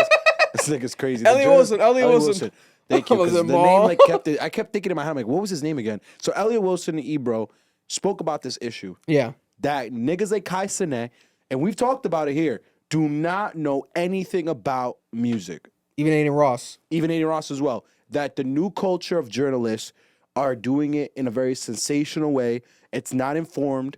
Like the conversation we had with homeboy that was here, like the interview that you could watch if you guys want to move forward to that. But like those type of conversations don't happen. Yeah. People aren't educated. They don't do the work Vic does, or journalists like Elliot or fucking Ebro do. Instead, you get Kai Cenat, who's gonna sit there, get a conversation, have all this power and all this influence. That's the only reason why the nigga's talking to him. That's the only reason why homeboy called him.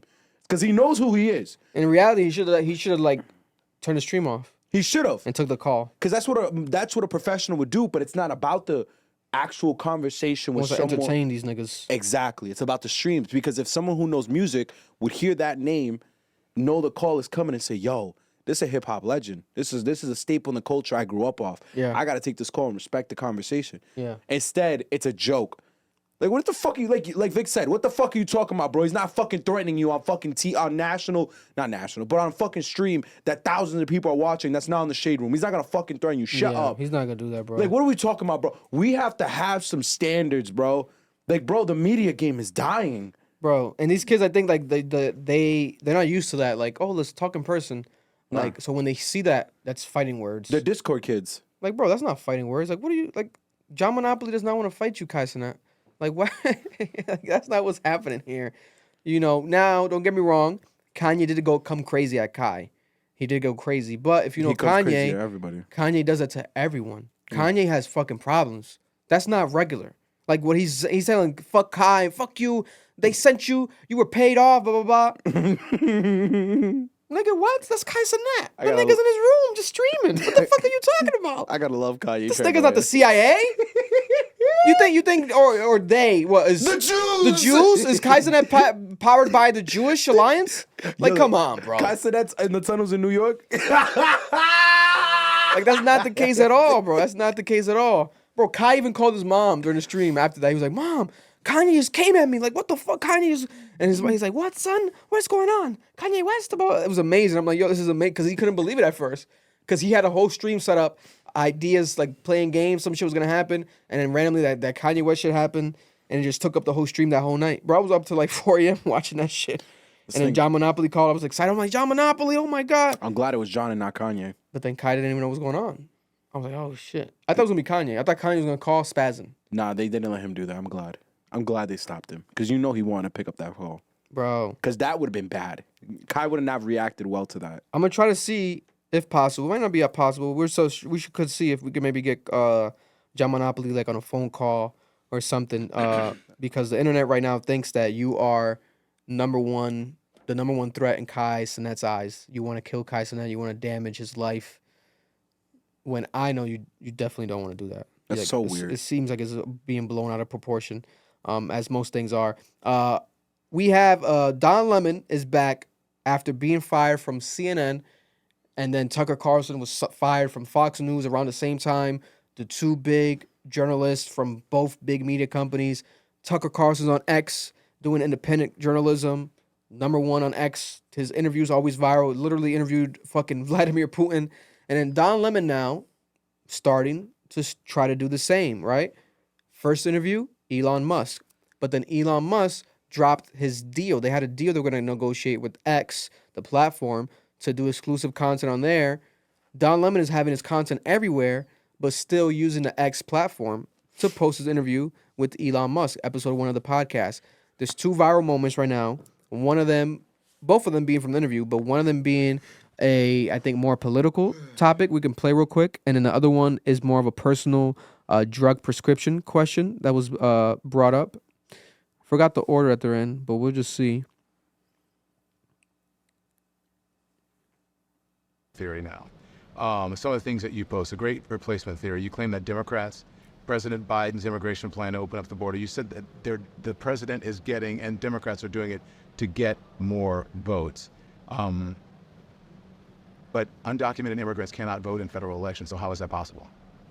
Right. Well, you're conflating two things. One is great replacement theory. The other is, which I don't subscribe to that. I'm simply saying that there is an incentive here. If legal immigrants, which I think have a very strong bias to, at least everything I've read, it's a very strong bias to vote Democrat. The more that come into the country, the more they're likely to vote in that direction. But it is, in my view, a simple incentive to increase voters, Democrat voters.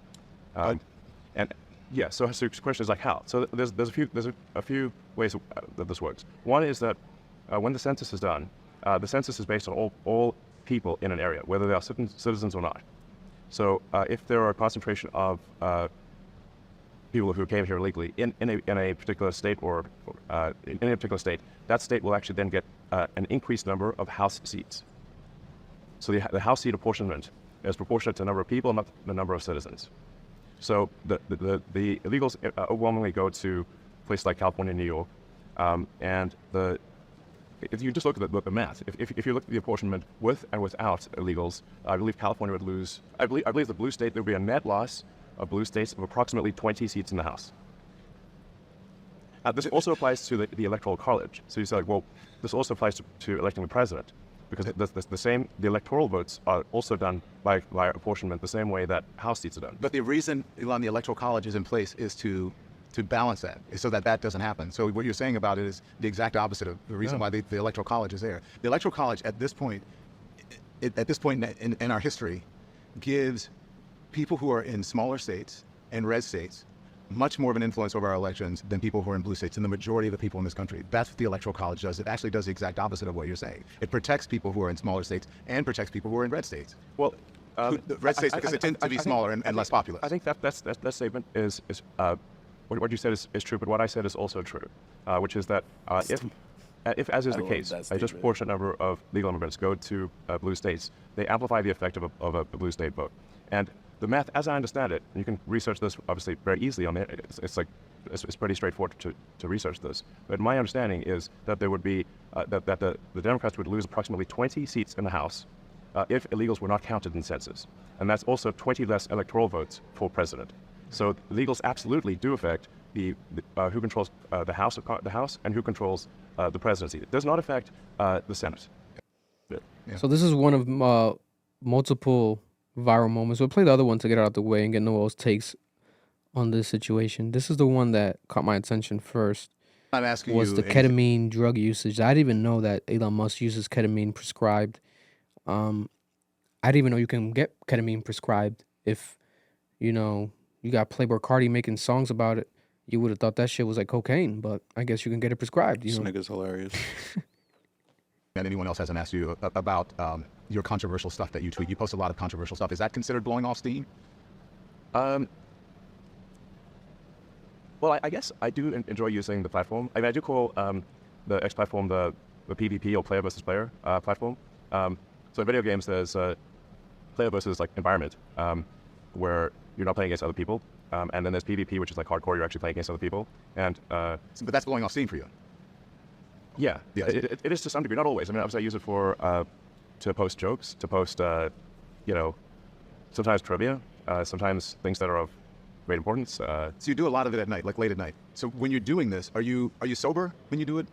Almost always. Are you under the influence of anything? No, I don't drink. I don't really. No. So you got no drink, no smoke, no nothing. I mean, you smoke pot with Rogan. I had one puff. Yeah. I think anyone who smokes pot can tell I don't know how to smoke pot. But you've admitted that you have a ketamine prescription. Yeah. What's that for? Well, I mean, it's pretty private to ask somebody about a medical prescription, But I think it's something I'd say, like, there are times when I have sort of I don't know, like a negative chemical state in my brain, like depression, I guess, or like depression that's not linked to any negative news, and then ketamine is helpful for getting one out of a negative frame of mind.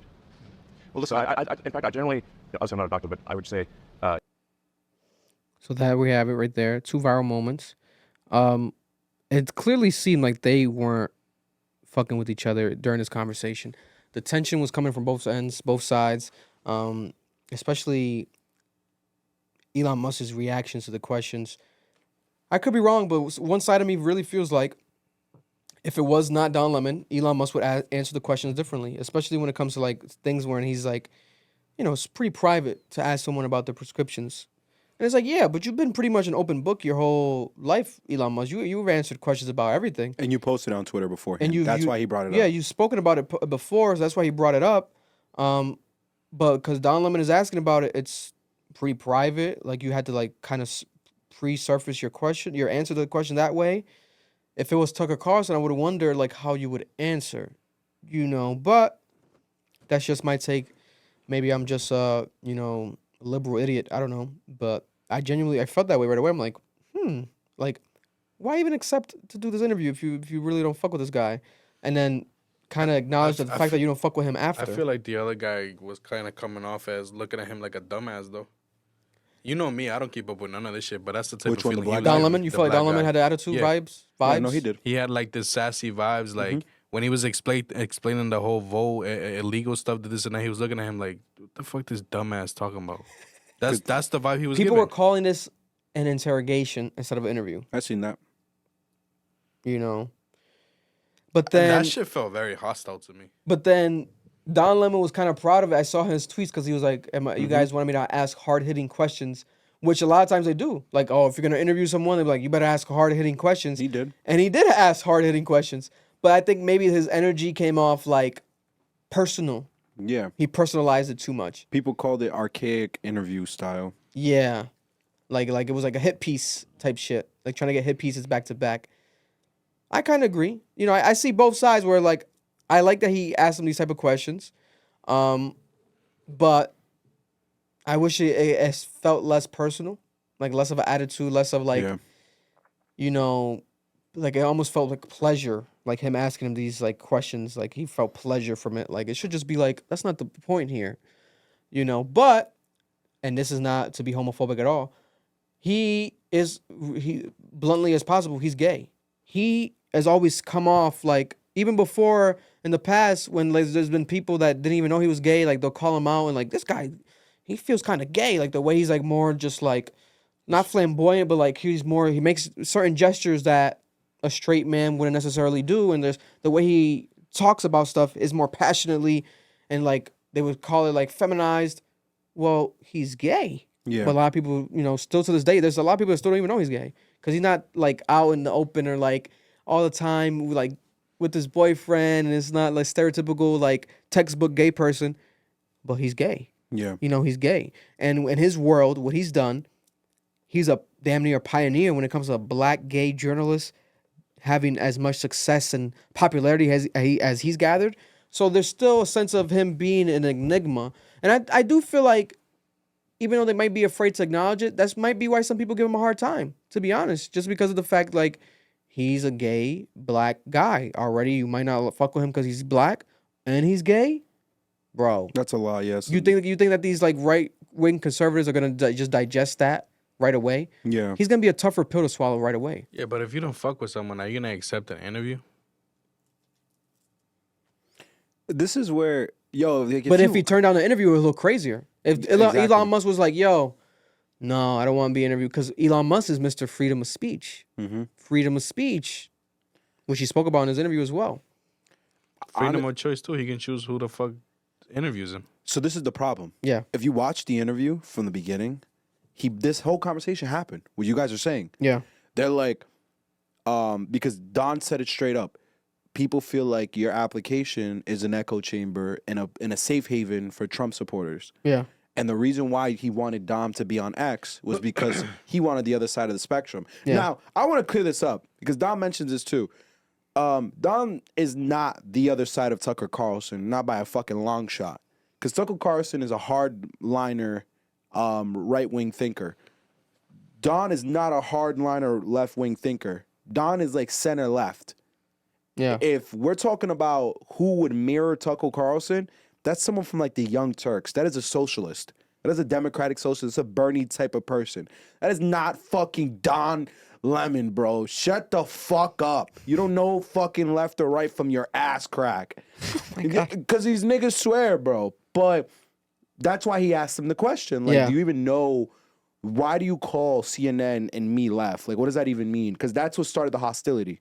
And then it got worse. And it just kept like unraveling as the conversation went. And it was clear, like Marlon said, like, why are you interviewing someone you clearly don't like? They didn't like each other. Yeah. It's so obvious. They're mad hostile. I'm going to give some bail to Elon here. Don was being a piece of shit. Don was asking him questions in a way that felt inappropriate. Like, I'm hearing, I'm like, bro, you got to chill. Because you're not going to ask someone about their prescription the way he did. Like, he's being very aggressive and very rude about it. And it was like, you could tell there's personal issues here that have not been resolved. Y'all niggas have some personal beef. Now, here's the thing. Dom did a really good job in questioning Elon's statements, because a lot of people just put his dick in their throat and eat whatever he says. That's what he was trying to not do. Exactly. Because Elon was wrong. Yo, that's not how the census works. Yo, like at all. Like, yo, the census works is these niggas grab clipboards and they walk around your fucking neighborhood and they ask how many people live in your house. Yeah. So if you don't open the door, that house isn't counted. They do an estimation instead. Same concept with them sending out surveys. That's why when Rhode Island was falling in population, the last census check, there was this whole thing in Rhode Island. They were sending the fucking link to everyone. Do the survey, do the survey, do the survey. Because he's right. Yeah. Your representative in the House is determined by how big your population is. I think you get a representative for every millionth person you have. So everyone's like, bro, if we go under the millionth mark, we're going to lose one of our representatives in the House. And they were sending it to everyone. Because no, the census doesn't just walk up to a fucking kitchen. This is going to be so racist what I'm about to say. Whoa. Don't say it then. Go to the kitchen and start asking the illegal immigrants, oh, where do you live? Like, no, nigga. That's not what's happening, bro. They're not going to where illegal immigrants chill and asking niggas, yo, how many of you live in this house? They don't know where the illegal immigrants are because they're illegal immigrants. Like, yo, that shit blew my mind. I know whatever bullshit info he's talking about, some Breitbart news bullshit. It's not rooted in any fact. Because how the fuck are you going to count illegal immigrants? Come on, Marlon. Let's be honest here. How the fuck do you count illegal immigrants? Wait, why are you pinpointing Marlon? That's racism. That is racist. Marlon, but you tell me. I am a son of immigrants. As 3 Latino males, let's be fucking honest here. How the fuck are you gonna count a fucking illegal immigrant in your census data? Yeah. You're doing it by a prediction. If you can't reach the house, you predict. What the fuck are we predicting? And even if, It's impossible to be accurate. even if they do open a door, they're not gonna tell you. They're not gonna know. They're not gonna talk to you. There's 15 in that floor, but they're gonna tell you 3. Thank you. It's Republican talking points to push a false narrative. Yeah. That's why Dom said, bro, if these illegal immigrants You drop bombs? No. Oh, I thought he was dropping bombs. That would be hilarious. I'm like, yo. This nigga's crazy. Bro, because that's what Don said too. Don's like, bro, if they're illegal, they can't vote. Yeah. Bombs. So he's like, oh, well, if we count them in the census, then that state is going to get more Democratic representatives in the House. Shut the fuck up. You sound so stupid. This is the nigga you idolize, mad dick in his throat. Oh, my God, bro, just talking. And he was right. He was right about the electoral map shit. That's been a huge issue. Yeah. That gives the ability for red states to have more power. Yeah. If their electoral vote never existed, Donald Trump would have never been president in 2016. Hillary would have won. She won the popular vote. Yeah. It's consistent throughout U.S. history. I think the only president, whoever won the electoral and the popular, was Ronald Reagan. He swept it. He swept it. He almost won all the electoral votes, and he won the popular vote by a landslide. So, eat my dick, eat mad nuts. That nigga's talking mad bullshit. It make no sense. Now, here's the last part, though. The drug shit. That shit was wrong. The ketamine. That was fucked up. Don's fucked up for that. Because you know why? How do you go about what you do for pastimes, playing games and shit like that? You do ketamine, though.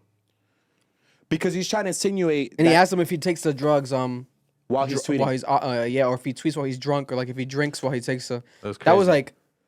That's crazy. Trying to catch him slipping? Like, That's you know? crazy. Do you have insider That's info? crazy. Like, what are you saying? He's trying to insinuate that his crazy. messaging on Twitter is so outlandish that he'd have to be intoxicated to say it. That's like us saying to Noel, bro, with the little spasms you have and shit like that. You on drugs, bro? Yeah.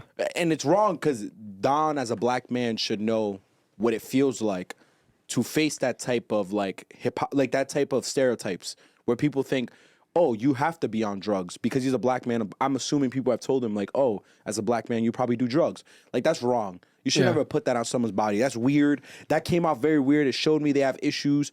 But the entire interview was terrible. It sucked. I never want to see these two in a room again. Nah, they shouldn't interview each other at all, ever in their lives. Don't ever let that happen again. I also don't want to see Don on fucking Twitter. I don't care what Don has to say. Don is not the reflection of the left for me because Don is just a centrist. What the fuck are we talking about? Yo, Elon Musk, you really want to you want to put your money where your fucking mouth is and push this free shit, this free speech bullshit? Create a space on X where socialists and communists can come together and spread their views. You want to know why he won't do it? Because poor people and people that are down bad are highly likely to go along with those two philosophies. And that's the last thing his rich ass wants. Because you know who's the first person going on the guillotine? If the communists ever rose to power? Oh, they're cutting his head off first. They'd be on Twitter like, I'm taking that nigga's head first. But since you all about free speech and both sides, give that side a side. Give them a platform. Let's see what happens, you bitch ass nigga. So check out that interview if you want to be entertained. Extremely entertaining, wild moments during that interview. I want to root for Don Lemon. I really do, but this was really awkward. It was entertaining, but when it comes to journalistic integrity and the way it was, it definitely felt too personal. I wish he didn't go that route, but maybe we wouldn't be talking about it if he didn't. Maybe he did it on purpose to start off with a bang, you know? Yeah. Maybe because if he does this for all the interviews, it's not gonna work, bro. Hopefully it was just this way the first time. Comment down below, how do you guys feel? Moving on, Kanye West has come out and called out Yesjulz. Yesjulz, very popular, attractive white woman who blew up in Miami as a club promoter, dot connector, rumored in the past falsely of sleeping with LeBron James and like a bunch of other celebrities. But she's done a lot of dope things for a lot of the up-and-coming acts and musicians independently in Miami. She's like the person to connect with in Miami. Like, she's very connected. It's crazy. Single mother now. She has a daughter, I believe.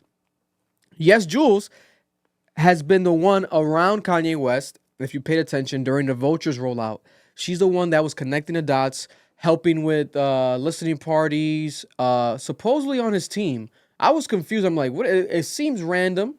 It's like, oh, is she on staff? What's going on, right? She was tweeting and connecting with all the fan pages, #1 connector, all over the internet.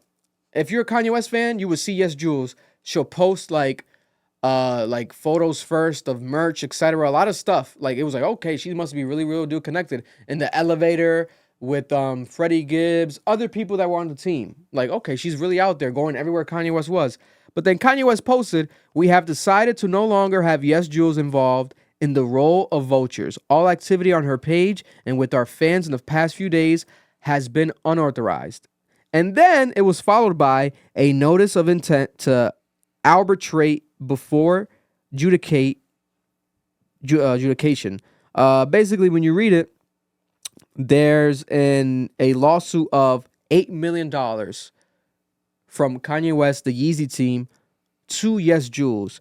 And her name is Julianne Goddard, has repeatedly and intentionally grossly violated the terms of her non-disclosure, her NDA, non-disclosure agreement, with claimants including publicly disclosing corporate sales figures, social media strategies, text messages with Ye and management, release plans for the Vultures album, and product designs before release.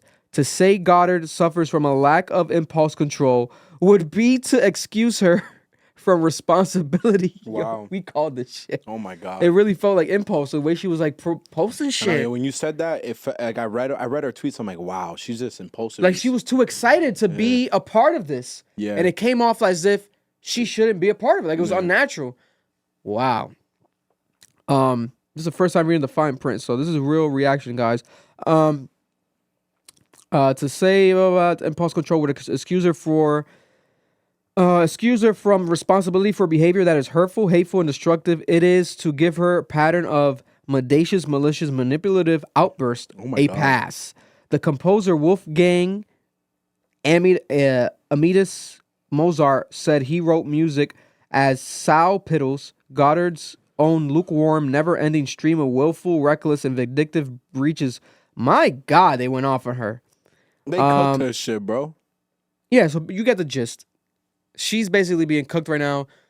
I don't think she has money, but I do not think she has $8 million to pay Kanye West, especially just sitting around anywhere. She has come out and basically said, in her own words, fuck an NDA, sue me. I dare Milo, who's I'm not sure if he still is. He might not be. You never know. He always switches sides, but very famous back in the day for being a very right-wing, neo-Nazi, right-leaning, extreme conservative. He basically was a pioneer for cancel culture. Like, he was the first maybe political pundit of his time to be canceled and disappear off the face of Earth, and how's now been back, being friends with Kanye West for a couple years. People have kind of like, where has he been? I guess he's behind Kanye West's legal team. I also say he's a part of the Steve Bannon group. Steve Bannon. The Donald Trump, that MAGA era, like that early 2015 when we were seeing the wave of like MAGA niggas on Twitter, Facebook, all those clips about black people and all that racist shit. That was dumb. But he's gay too, right? Yeah, he is gay. He's like gay. It makes no sense. But like... He's super anti-Semitic. He got kicked out of the right because he started to defend, what's it called, pedophilia. Yeah, so Kanye West fans, our fans, etc., do your research on this guy, Milo. It's not just a regular Milo when it comes to his connections. It's pretty wild, But she said, I dare Milo or any lawyers at Yeezys to try, etc. Basically threatening him. Despite being dropped by Kanye West, Yesjulz continues to show support for the rapper and his achievement of Carnival going to #1. She also addressed the backlash on X Spaces, stating her intention was to create inclusivity and open visibility for the fan base. She has been connecting with a lot of fan bases. A lot of them are sad too. A lot of them are like, what the fuck? They're kind of confused as to why Kanye West is fucking up, like calling her out and fucking up the relationship with her. I don't know. There's a lot of weird theories though, because it did seem like she was too excited, but at the same time, it came off like she got authority to do this shit. Because Kanye West was posting random shit too. Like he'll post like he always posts his tweets, his texts and shit. But maybe he just didn't feel like it was right since it's her. It's not like let me be Kanye West and do my Kanye West random post shit. You're Yesjulz. And especially if there's an NDA. I didn't even know it was an NDA. Like we spoke about it, like how are these people getting paid on Kanye West's team. You know what I'm saying? Shout out to his stylist. We're friends with his stylist over here. He's been on the podcast and he's definitely getting paid. The situation when it comes to that seems to be fine, right? And if it wasn't, I probably wouldn't even talk about it because if it was messy when it comes to that. So it's fine, thankfully. So Kanye West is doing good business to the point that I guess he has NDAs with people. And Yesjulz is on the NDA. She broke the fucking NDA. This is very wild. Did you read the tweets with the fan group? Like the Yeezy niggas? How they were kind of like, what? Being two-faced? Like, they've tried to look two-faced because they were defending her. Then now they're kind of not defending her. Like calling her out because Kanye West is calling her out. And now they're kind of like, oh, we missed you. I don't know. It's weird. When I was reading a lot of it, this was before she officially said something. Yeah. Yo, my nigga. She took a couple days to say something. Yeah. That was like, that's when I went to court that Friday. Yeah. That is a super unorganized cult. Yeah. Like, when we talk about cults, like... Yay stands are crazy. Yo, like niggas who go to a field and like collectively do mass suicide, like those type of cults that American society has seen, bro, it's like that. But it's just so unorganized, and she was trying to organize it. And I don't think Kanye West was aware of how bad it was until now. I think that's why he dropped her. Yeah. I don't think this shit got anything to do with what she was sharing. Yeah. Because when they were arguing in the comments, I'm reading it, and they're like, oh, she didn't even share that much. This isn't that serious. They're defending her. They're trying to excuse her behavior, saying Kanye has released more like egregious shit about what's going on, like more like revealing stuff.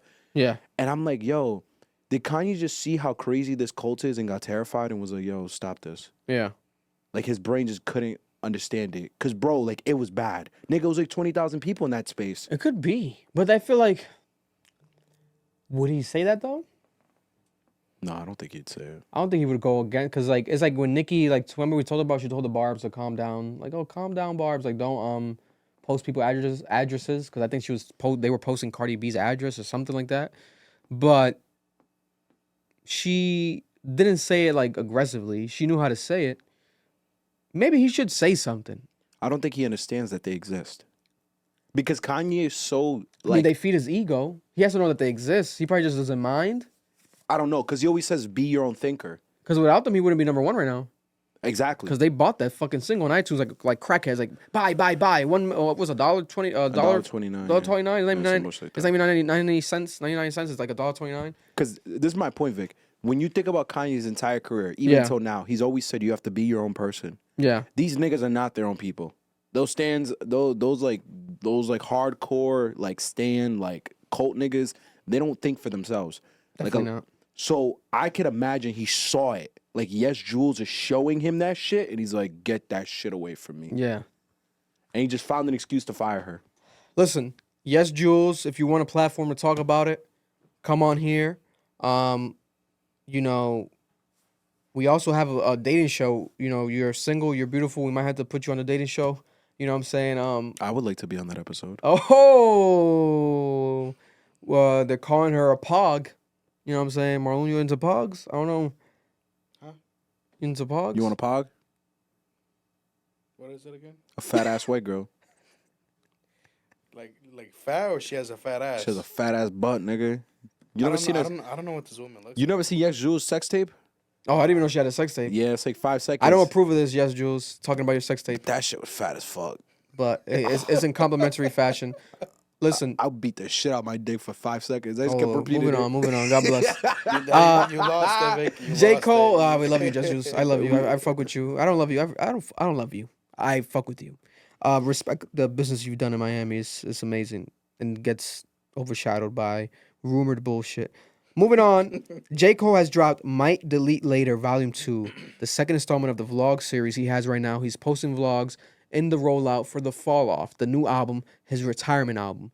During this second part, he previewed music. It sounded really good with Boss, there's another one by himself, another one produced by Mike Will Made It.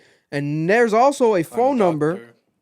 Yeah, Conductor. There's another one that's like a song, not a song, my bad. There's a screen at the end that says, call this number. We're going to call it right now.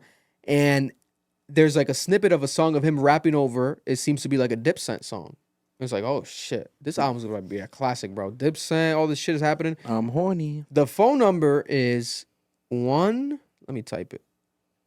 1-910-335-4033, I believe. Let's call it on air.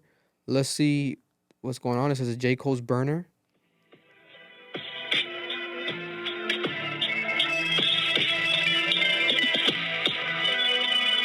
The trials and tribulations of creation is the quiet theme of those in dire need of elevation. Is that him? 1 minute infatuation, next minute hating every statement you make. Nah. Constant contemplation. Yearning for hoops ain't cannon. Search every nook and cranny for inspiration. Step outside for better ventilation. Smoke some, hold some comes from the stimulation. Through it all, stay patient. Get in tune with God, who when lightning strikes, it's he who decides. We from a cooler side. Who it sound like to you? Jay Prince? Jay Prince, is that you? Blind eyes get turned from suit and ties. The truth it lies somewhere in the middle of half-ass rappers and cap-ass crockers on Capitol Hill. Ain't no protection for hearts that get spilled when sharing with this world where art can get killed. Use your discretion to believe or not to believe. That is the question. Might delete later. That's not cool. That sounded You like can him. text this phone number. If you want to be texted first, press any key now. Messages will be sent to your number via... Text me. That's a North Carolina number. Kenansville, North Carolina. There we have it. The rollout is happening. This is pretty cool. I'm liking what he's doing. And it seems to be targeting diehard, like real deal core fans. Yeah, because he had Lil Cole in there. A lot of people don't even know who Lil Cole is. Oh, from the... In the video? The KOD album? Huh? You talking about the KOD album? You know who Lil Cole is? Like the little The character. alter ego? Yeah. The KOD album, right? Isn't it the KOD album? Yeah, it's from KOD. It's from KOD, right? I don't know if it's from KOD. You ever listen to KOD? Nah. I don't think you did. I did. But Lil Cole, I pretty did. sure he was on Born Sinners. Yeah. He believe goes so. back to that too? Yeah. Yeah, I my Jesus piece, nigga. You know what I'm talking about. Yeah. Forbidden Fruits at the end. I don't like KOD. It's a very critical album. You know, I liked it for what it was. You and Eric loved that album. Yeah, for what it was, I liked it a lot. I think it was cool for the timing. That's some shit that we kind of need now. Like, I don't know, hope he doesn't drop It's some shit kind of like like hip hop is dead energy. Where he's coming at the young niggas and this and that, blah blah blah, but respectfully at the same time. I Kind of ahead of his time, bro. to come disrespectfully. Crazy. Pause. But yeah, there we have it. That's the J. Cole, Little Cole's burner. Lines open 24 hours. The rollout is happening, guys. J. Cole's gonna drop the album of the year. I called it here. We're gonna see it happen. It's gonna happen right before our eyes. Moving on. There was a breaking story over the weekend that has now been debunked. They said that Bruno Mars owed $50 million in gambling to the That shit was MGM insane. casino in Las Vegas because he is a addicted gambler and he owes millions of dollars. But a representative for the MGM Resorts International told TMZ that the singer does not have $50 million gambling tab on the books with them, even though he recently allegedly there was reports of the opposite. Instead, MGM came to Bruno's defense, calling the allegations false that he owes any massive amount of money. In fact, Las Vegas Hotspot is super excited to collaborate with Bruno Mars in the future. Not exactly the tone someone would take with the dude who's got a fat bill, blah, blah, blah. They said, we are proud of our relationship with Bruno Mars, one of the world's thrilling, dynamic performers, from his shows at the MGM to the Pinky Ring Lounge, Bellagio. Bruno's brand and entertainment attracts visitors from around the world. His partnership with us is long-standing, mutual respect. Any speculation otherwise is completely false. There's no depth. Together, we are excited to continue creating unforgettable experiences for our guests. So people were trying to make this a whole thing. Like before, it was confirmed. Now that's not true, but people were already saying like, "Oh, we're gonna get the best Bruno Mars album of all time. Oh my God, pop stars are back. You know, Coke cocaine using, People- gambling, money people are gambling. stupid, yo. Pop stars are back. Bruno Mars is bringing back that feeling. Not only that, you guys think Bruno Mars don't got that? He might. I think Bruno Mars has the $50 million. Hell yeah. But do you think he has, like, I think Bruno Mars probably has like $200 million. But you think that he's gonna just pay $50 million? Like he owes $50 million in debt at the casino? You think that a casino's gonna let it get that bad? Hell no. Come Hell on. no. Come on. I don't know. Doesn't matter who you are. Come on. Hell no. And there's a lot of perks, bro. How much you think how many performances you think Bruno Mars would have to do in Las Vegas, let's say, to pay off this debt? 10-year residency. They didn't deny that he didn't. Has like he has had like a 9-year residency or some shit like that. Let's say again though, because they're saying that they didn't say he doesn't owe any money. It could mean that he owes $1. He could owe $100. He could owe $5,000. Maybe he does owe something, but it's not $50 million, right? Or there's going to be conspiracies already. Oh, no, they're lying. Bruno Mars hasn't said nothing. They're lying. He does owe that money. They're just going to make him work for it. If you guys watched the Elvis movie, Elvis Presley went through this because of his manager at the time, his agent, the fucking thief, set up Elvis Presley to perform at Vegas basically for free without Elvis knowing it to pay off the debt that the manager owed.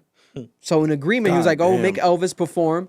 So it's basically like a Elvis Presley type of situation that people are alleging could happen here with the conspiracy. But I feel like if he does owe that money, he could pay it off with a year worth of performances. He's worth $50 million a year for a residency in Las Vegas. Bruno Mars? You want to know why? I would think so. No, he is. Without a doubt, he can make that $50 million. I think in 2 to 3 years, realistically, he can make that back. My thing is this. You want to know why I think he might be $50 million in debt? He's not on coke. Yo, niggas laugh, but you got to find your fix somehow. Yeah. An addict doesn't change. A lot of times addicts don't stop being addicts. They just find a new addiction. That's a common thing. So, you can't get the throat from coke. Nigga, you know how thrilling it is to lose $1 million? Listen, you're right. It's gotta be something. Something's definitely up. We want to pray that for was him. a random number they pulled up. Oh hell yeah, nigga. We don't know where that shit came from or why it happened. It's too exact. Yeah, maybe someone in Vegas be seeing that nigga in there. You never know. Let me see. Do you hear Mar? No. I'll never do any of that stuff again. Okay. So, crazy story. OSAMA fans are talking about this, right? I have a past. We spoke about it in here on the podcast where I didn't like Drake supporting OSAMA when he was like, I think 14 years old, rapping about street shit in New York, in the streets of New York. Obviously, he's from the streets. He grew up in the streets. So if you know, you know, like that's realistic to his environment, even at that age. But it's unfortunate to receive a cosign about that because I think there was like a rumored lean bottle in the music video when he was 14 years old. Remember he had like a Sprite bottle, some shit. Yeah. So we spoke about that, and Osama fans hate me to this day, like talking about that clip, like, no, you're crazy, like you don't get it. He's young, that's my nigga. Oh my god, blah blah blah blah. He's really from the streets, like Right. he actually You ain't lives from the there. streets. Yeah, but I didn't wish any bad on him. You know, he's young, getting his money. God bless his career. I hope he becomes amazing. yeah. He's actually really good when it comes to his flow patterns and like has a lot of potential. I just don't like that he's that young talking about this shit. Fast forward now, Osama is 17 years old, and the most popular streamer for his demographic right now is 19-year-old Neon. Neon, a fucking creep, right? That is like a role plays as a weirdo virgin nerd because his fan base is that like the most majority of people that watch him statistically is like that type of energy, right? But it turns out he's not really role playing. He's really like this. He was literally banned from Kick for like a day or two because he said on stream that he'll fuck a 10-year-old in the butt until he bleeds. Like, bro, what the fuck? How old is This this is nigga? disgusting, right? He's 19 years old. I didn't even know he was this young. Now he almost got slapped and almost fucking killed. He's lucky he's still alive. I've always said that I would beat his ass. But I think that's the stick. I'm sorry, Mama, Like Osama. he wants to be That's it. punchable. You know what I'm saying? Like that he role plays into that heavy. Look at this nigga, bro. So look he at got bodied by that little kid in the look at- boxing ring. So- He don't look like the type of nigga you fuck up. Yeah. Wait, not in a gay way. But when it comes to look at this clip, Neon was making fun of Didi Osama's brother that passed away, Nadi, doing a Nadi bop, doing the dance, and literally threatening. He threatened Didi Osama and said, "Suck my dick to Didi Osama." This was last year, I think, in November. Look at this clip. Wait, is it disrespectful to Naughty Bop or no? Oh, I don't condone in those activities. I'm sorry. I don't smoke on nobody. Yeah. Don't smoke on You nobody. can tell she's from New York. Don't drop my shit. Stay here. What you said? Naughty bopping. Punch in my head. Okay, no. Sorry. I have to skip you. I'm sorry. Are you? Wait. One question. Stop, please. Stop, please. Wait. One question. Stop. Wait. Stop. By the way, I forgot this. hey, inside info. I heard Didi Osama want to kill me. Yo, Didi Osama, you fucking tranny. You're not doing shit to me. Suck my dick. Suck my dick. I don't give a fuck. Yeah. Crazy, right? He said that. And then now, after saying to Didi Osama, suck my dick, you're a tranny, you want to kill me, you're not going to find me, Didi Osama ran into Neon. And Didi Osama literally... He's a disbelief. Look at this. He gave him grace. Listen to this. It's not even, yo, why you not paying attention? So I'm nervous, you know how bro. I feel right now? I feel like slapping the shit out you. I'm sorry, but bro. I'm not. Because what I'm going to gain out of slapping them like you, Yeah. No, what I I'm get going to gain that. from that? I didn't mean anything I did, bro. I promise I'll never do any of that stuff again, bro. He's my dad, little brother, my heart. Like, I got my son in the back of my chain, my heart. Nah, You understand that? I shouldn't have played about that shit, bro. Like, you understand that, my heart? Yeah. I don't think you understand that. No, bro. I get it, bro. I get it. You don't get it because you wouldn't ever did in the beginning. I didn't realize back then, bro. Because I didn't realize You what I was did, doing, because bro. like it was my brother that died. You say he died, and it was a dance made of his death. So like you obviously knew what the naughty bop was. Because he would naughty bop folks. all the time. You obviously knew what was all that. the time. So Didi Osama like, got you mad still about did that. it. That's when he made that clip, the one I played. Like, I heard he wants me dead. Bro, that song is so evil. Ooh, It's one of the most not even- disrespectful yo. like songs of all time. That song is, yo, them 41 niggas are evil for that, bro. Oh, this is not a clip. This is just like a over here. I'm sorry, Didi brother. I'm sorry, Didi's brother. I say I'm sorry, Didi sister. I'm sorry, Didi's sister. I say I'm sorry, Didi uncle. I'm sorry, Didi's uncle. Justice I was say I'm served. sorry, Didi's aunt. I'm sorry, Didi's I aunt. say I'm sorry, Didi's family. I'm sorry, Didi's family. I love you, man. Love you too, brother. That was stir right there. That stir. Yes, sir. Then I'm I sorry. think it was Sugar D. Hill was there as well. The other young rapper, Yeah, that's a part of their group. the part of the group, and then he apologized to him and shit. So the whole and the manager, to be honest, They I made really him pet him too. yeah. He was like, I think he just petted him, bro. No, He's like, you're my son. He got on his knees. Oh, he made that was that was like a thing. Bro. Oh wow. He got on his knees and he petted him, bro. Oh my god, he really dehumanized this man. But I think it's better than dying. I think he's not dying, bro. It's bad witnesses. Oh no, 100%. I know it wouldn't happen there, but look at the face of Didi, bro. This was bound. That was gonna happen. Look at his face. You think he didn't want that to happen at some point? That was like he got lucky, bro. When I watched the clip after, like what actually happened, I'm like, I'm glad. oh, he's lucky he's alive. Glad that Didi Osama handled it that way. Because at first That I was very like, mature and grown of him. I was like, why is Didi Osama pressing this nigga? Like, Yeah, some people it's in New kind York of didn't weird. like this. Like, why are you pressing him? Like, what did he do to you? But then when I looked up what he did, I'm like, oh, that's why his niggas Hella pressing him. disrespectful, bro. I'm like, this is wild. This is OD. And on top of that, I want to commend the management group behind Didi Osama. It seems like Slowbucks. I recognize Slowbucks in the video. I'm not sure if he's managing Didi Osama. He might be CEO Slow. He had that clothing brand Slowbucks back in the day, the snail that everyone would wear with that S in New York. Popular clothing brand. It seems like he's behind Didi Osama right now, managing him. They were like, the older people around were like, this is an example of how two young niggas can come together, squash beef as adults, like young adults. You guys are, this is dope to see. I like that because now you can go forward. And to be honest, bro, this is the most viral shit that Didi Osama has had probably since his last like big song a year ago, 2 years ago. Like they know like there's a wait for them to both use each other's crowds. You know what I'm saying? Like if Didi Osama now goes on his stream, maybe talks to him about life, or allegedly they want to take him to New York in the hood. I don't know about that, how that's gonna go. I don't want to see I don't that. want to see Neon in the hood. You know what I'm saying? But then again, there's an audience that wants that because he's gonna get that virgin role playing nerd in New York, in getting New his York. ass shaking on him. But let me ask you both a question right now, because when I saw this, the first thing I thought, I saw this as a bad thing. Yeah, why? Because I saw it legitimizes people like Neon. By them even talking to this nigga it gives other streamers the idea that they can create fake rap beef by saying disrespectful things about real events. And they will get this type of attention and popularity. Yeah. Because the reality is we can applaud this and say this is two young people squashing it without any issues, but Neon's not a street nigga. Realistically, we all know this. If that was Gene Carter, Kyle Rich, or Tata, that's not ending that way. They're gonna die. That's murder because they're the ones who made the Naughty Boppy song. So this is why I'm asking, like, it was them? Bro, it was them and some other niggas, yes. Gene Carter's on that song. Not Gene Carter, Kyle Rich is on that song. He's the one saying, really? Yes, bro. It's 41 that did that shit, bro. See, I be out the loop with the young nigga drill beef raps. Damn. I'll tell you exactly who's on that song so we can get it accurately. But it was. But my thing is like, they would never squat. Bro, they're so it would never hot right win now. like They're that, so bro. hot right now that you wouldn't believe it. But they blew up off that bullshit, bro. I hope they squash that somehow. They're not, bro. I don't know if it's gonna really happen, but what is it called? Naughty Bop. One can dream. Cause that's why I want to ask you niggas. So, you niggas tell me right now. Do you believe, that type of shit is good, or does it legitimize these streamers? Legitimize them. Yeah, it is Kyle Rich. Yeah, Kyle Rich, Tata, and Gene Carter made Naughty Bop. Wow. So this is why I'm asking you. If it was them three, they're shooting, bro. No question. There is no I'm dapping you up. It's murder right now. But it's because it's Neon, some weirdo streamer. Oh, we could sun this nigga. Yeah, what progress do we have here? We just legitimizing these corny niggas on the internet. I hope this doesn't get crazy then.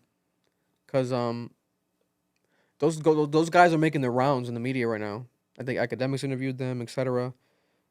I want to hopefully interview them at some point. I respect them, but that's my point, Vic. We can't glorify these two niggas squashing this beef when it was just a random Twitter nigga, Twitch nigga called Neon, whose whole thing is cosplaying to be a bitch. Yeah.